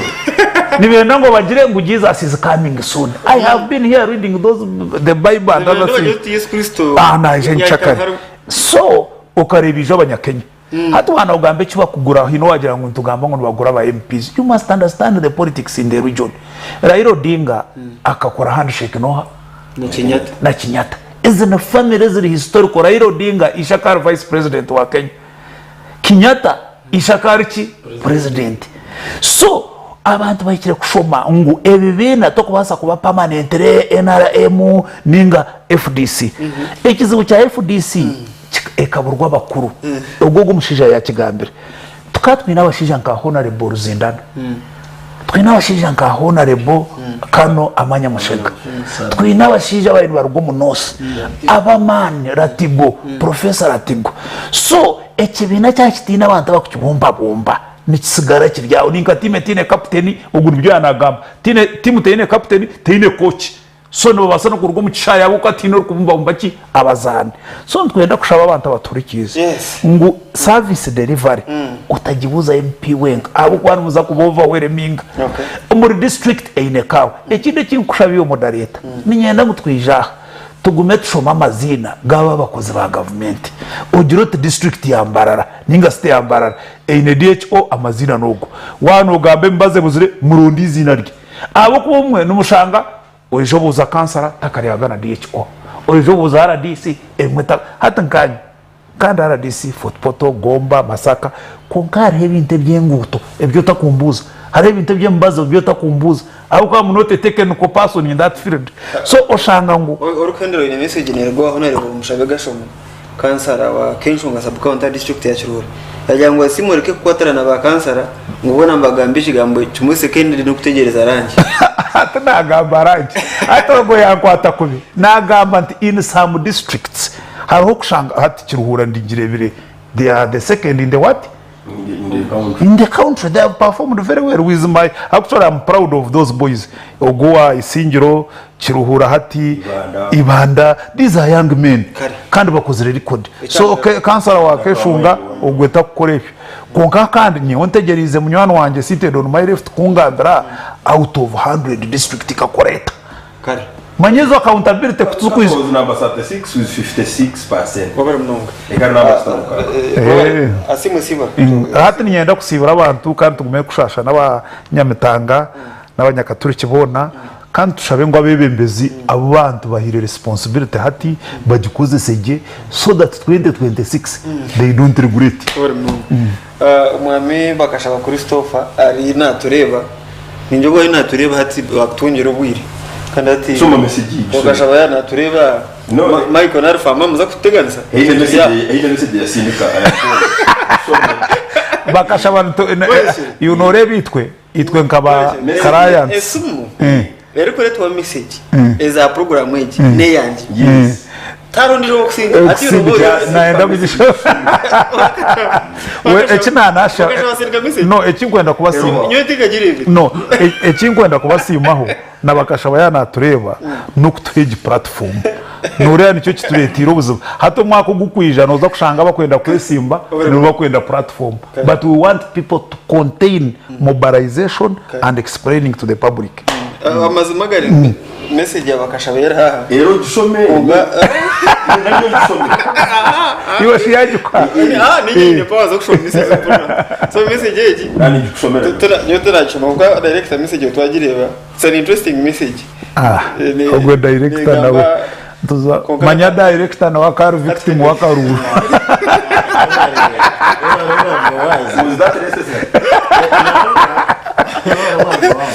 aba echanda director bakashaba akirese director bakashaba cyo mushamurungi makagwa kumusima habo kugira ngo atireho TV tosere tumusima kurunaka omwamba bakashaba supporting munongo media itawa tugira radio 5 from the beginning no muntu arukunda ku promotinga abantu kugira ngo bazahambeho bagambire kushasha cyeta byabo katangana radio 5 yes so nyoni musima munonga kandi na no bwiro umwe kutukombire bw'akaruro shanga nagira ata abantu abatubira batakuparticipating abatakaza kuzubira bayasimba bijabwa nari ku message y'isho aba message y'isho niyo ndagishoma ukana kwegeze ndagese none kavuga mbere namwe bakashaba kwasa kumusimba munonga inkoko kusimba headmaster ngo bana bashikire koze ibintu gumurumo konka habashimiye kubona bagikora batatukoze bashade master abana kubagwa mu mahanuka tumugambire byashyire ko so bueno director tusima munonga ahabo bwiro woro kutereza tukusimira cyo munonga utambiri hanga munonga mu kumanya ebiceka byabo kubiyemerire so nyoni ngira ngo hatopiке zitwatoroho tenderene mwako kuri tubene okay campaign y'abajwekyerwa nyoni ngira ngo kutandikira ahamagomborra ba councillors bitu bashyire kumanya mureke kuza mu district nko mwami yasimwe yanagamba wadanyoti nyine purufu mbi yanagamba konka kuchako baciro kitu abakazo barata muriyo abakazo councillors bakazo ninyesiga ngo abo kubamanya munonga Michael Teresa kamereje ninyesiga labda nakanyora ngira ngo muririsi ninyesiga ngo ba councillor bakazo abo kubamanya munonga mirimo y'ibakora nababaterira karungu iyo nko kandi wapaka kanyowe nyongo wagomborera yanje tayine kansana takazomba party chief kansara wanje tari akazomba party chief wangu wazi yachigambe konkanye njanga bebembezi fe munonga aha bintu ebikushasha abantu kandi tuwejunise munonga government yitu ya NRM turi kwejunise itwe nk'abantu tugihike mico mwana John yanagamba tubamemba ba parliament abo kuzo mu state house bakata tukubasa kuzo mu state house bakatayira president akakwishomera nonda kunja gutaka payina buyarihire so tukorese government kushakira y'abantu bite bashamirire kuba nibete abarhanga nihagariya John tendere program ya time bad ubuya n'abakasa y'abakasara tijja kubagamba muno abakasara kubetegereza kwa simu y'abagamba ba members of parliament wiro wingi obako bakiri mutamo of office twantu bagambira ntibahabura they take them person as if turiyo ntubagamba uko kandi twantenda kubayamba bamusekeni mistake nyo na simwe katuriyo umbururu wingi mu constituency nyingi especially wa NRM and basically twantusomesa aparte principles ideology campaign methods na message ya NRM holistically no sange kizibu one of the MPs of region ino akanyeta akaine manifesto ya pages 16 manifesto ebyo abebiru mu capital room ya NRM actually the capital room for year development plan is ogezi yanagamba za akaine pages 16 najera bamu wanu by one namugambira namuha my view wakaje handikira iyo manifesto akaje handikira tipinjire kali katabu namujera hatinorora okwenda kujya mu parliament okakozesa system eji yonyine nejja kwihayo because nondo nawe omutamu yawe ebintu bintu kujya kubikora na half of them tukujya kubishiriza omutamu yawe nondo najya kwandika ya page 32 nawe kwihenga because akali stingire almost buri kizibu cyona habo buri cyaro cyona so hategeye gukora nimbi ba MPs nimba sabe ibintu biro number 1 mugari mugume no mujya omukanso za district yes because local government act ne yabaho ubugabo bunka ex officials ba council ba MPs obo mu district no bakucyaringa road fund no district ne ine million kama 10 turiga habi hatu bazongire bagira ngo buri meeting buri quota almost MP allowance ye standard link ya bishop witu hano bishop wakwana jumbi isomero milioni mu mtwara 2 ya primary ya secondary milioni mu standard hanu MP yitu kusabira no standard mtimame ne ko ne sache kutukora MP I can think most districts kukora committee ya road fund conveninga MP obarana na jaringa milioni yemwe allowance nebero and to osanga kuba cya akora meeting zine international that's 4 million out of so nyinyi basaba ngo bagarike ahaka omukanso zezo number 2 batwizume government programs ne mukore yabo oreke kusanga chairman neiruka na civil servant abayangire kukora imirimo yabo kandi uhamugumu murumo gwawe na oversight iwo stamire production officer na commercial officer ariyo na center za parish development model diso na RDC nibo kubakorata iwe MPO Kampala come back to the ground tukubagambira tibiri bibi kiruhura district nyimariza na kanu MPs abayo last time teno no muyagarikire Shema districts MPs batano nobody went back Ibanda districts MPs bana nangana umekibasha kagarikare no much okubogwa kayiziro mu election okay after district age ya the Ibanda 4 MPs none of them retired. These are NRM districts NRM ekakora ibintu Ibanda ekane but ekizubu necho ubukujya gamba pita tukuri mu rwanda murare kurunji kandi nyencha nakugambira ninja kashonji kuzika Eishengyero wanje kano mu kitabo hasigara hanga bahe umukiro cyo wabaye hadi discussion itajana na mnoge na jana mwana wa Geography nenda kusummarize ndani arhenda nsompango abantu wa leader and politician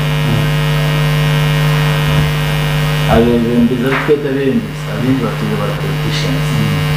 bakubara politician uko kuzavugo no yakshana with some of the human fails others for his own benefit umwami yo guki atakumanya kandi kin sustain it I'm not a politician I'll be the leader and that makes me a leader hakenewe icumbi uzatanga nk'ibintu icya kabiri ni inyikiriza ngo umurimo w'umwebembezi wishyiriweho ibikora constitution of parliament no gushomesa abantu kandi kabakwate retara ya development ikabazo binisha to kuyija kuba no kwatira abantu itara yentunguka kababiha note ko bagambere ikikuba kwataho kandi bakimuri n'amazima hino wagamba umuntu we nagumanenga amategeza gukora tamwemwe konka katandika ntungambe kubibira kunamwenda bunije korona bwembezi kandi arabo so icyo twije kompiza tamwemwe ntweri ni pereza ibintu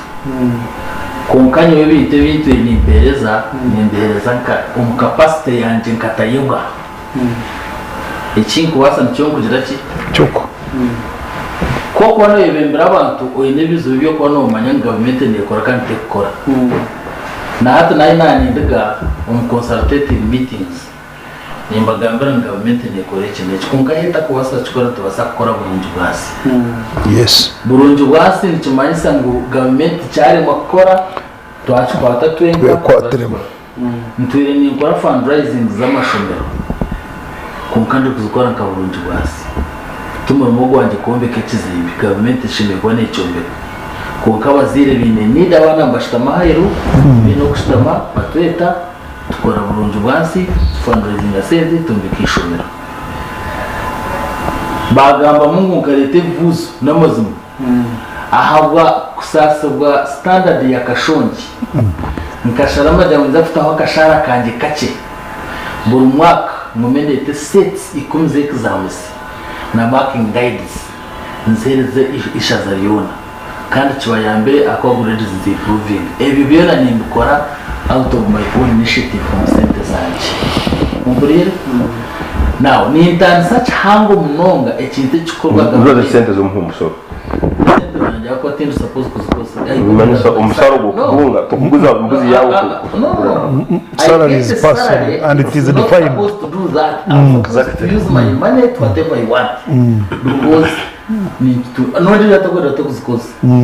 so unzukoze sabwebyo abo kwenda korango aba bantu abinkwebembera bakari no tamburo nabatembesa kurugaye bari bakagira bata so mteka tanse so wawa no generalizing go to MP Magambe they do it because they are politicians but me I never do it and I will never do it kana yabisibura baba nerabisibura baba akingwe ndakushobora cyamero namazima ba umwami yasini yagamba about lobbying kuganye ndakumaje ikintu kimwe namazima president atwena tugamba mutereke kuzomu kuzika mu kumanja majenyinke hapa member of parliament ya tuwa nabo batakekwa ko mabo mabanje kunga to kuya because ni believing ngo umuntu no muzikira ahako ni umwana wawe umuntu no mutahiro because you create a relationship with him so no symbiosis tokachana nyenagamba kintu cya lobbying nyonga kora na government kana kora na planning taho resource ya government itari planned neza bacenga tudezo kuzika that planned yes taho resource ya government itari planned it is so whatever resource bamba tandika budget y'umwaka tereze budget nka twaja appropriate nka parliament tine resource y'abageni twateka harabashu neja kugira ki kwa kugira any emergency issue they come for supplementary okay and even supplementary is approved now washanga ministry X ministry of water for example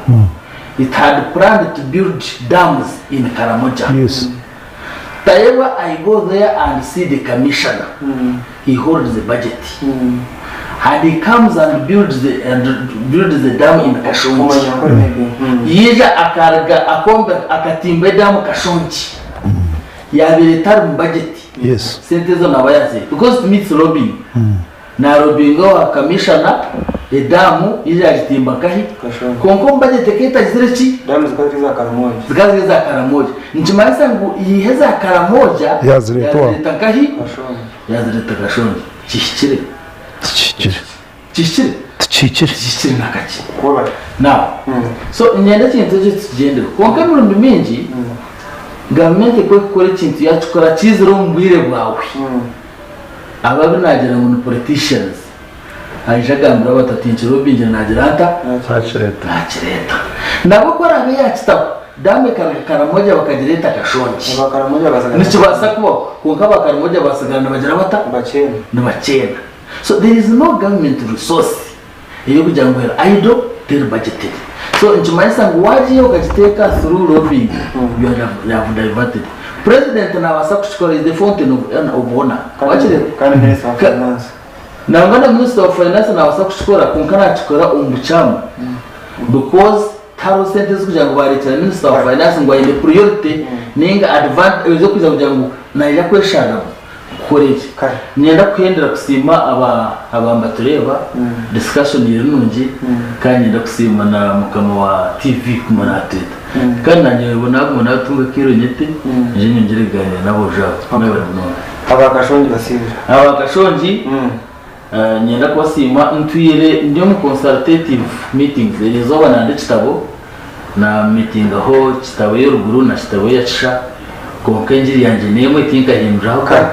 nayo kubingogoro kandi jagumura nkora na idorishaza ndiyamara mu mutoma habarinde babare umwami habatayeba MD Kashonji babare tona ujoni omuntu enaremu neza bankoraje wa ngambire ibintu binyi bya gusongora na kasese kandi opposite omukwina Elizabeth nakunde ni history director wa hano inayo very good place, very good hotel umwamba kashabaye nayo hotel nunji inyana jigwira nayo muzakutereza yo ka mention tumetu tujigamba ndamba za kasese ni last week ngajayo nabendika kuziga baze kumara ho kuriye sente turi yabana orgezo yin omwami kapuri asino wale kutayira chairperson wa park and member wa park member government ya chairman katugunda omwami asinga Steven wale kuteba tege na team yetu mwebale DJ Karema ni twebaza okuta program ya Radio 5 insune katugunda n'abantu boys wa Mongolia abumwa bazyogu tsagarakatura n'uruwa gatanu isa biteri kwija mukama inamani ebiti biteekateko bya TVG kureka ne by'abantu buntu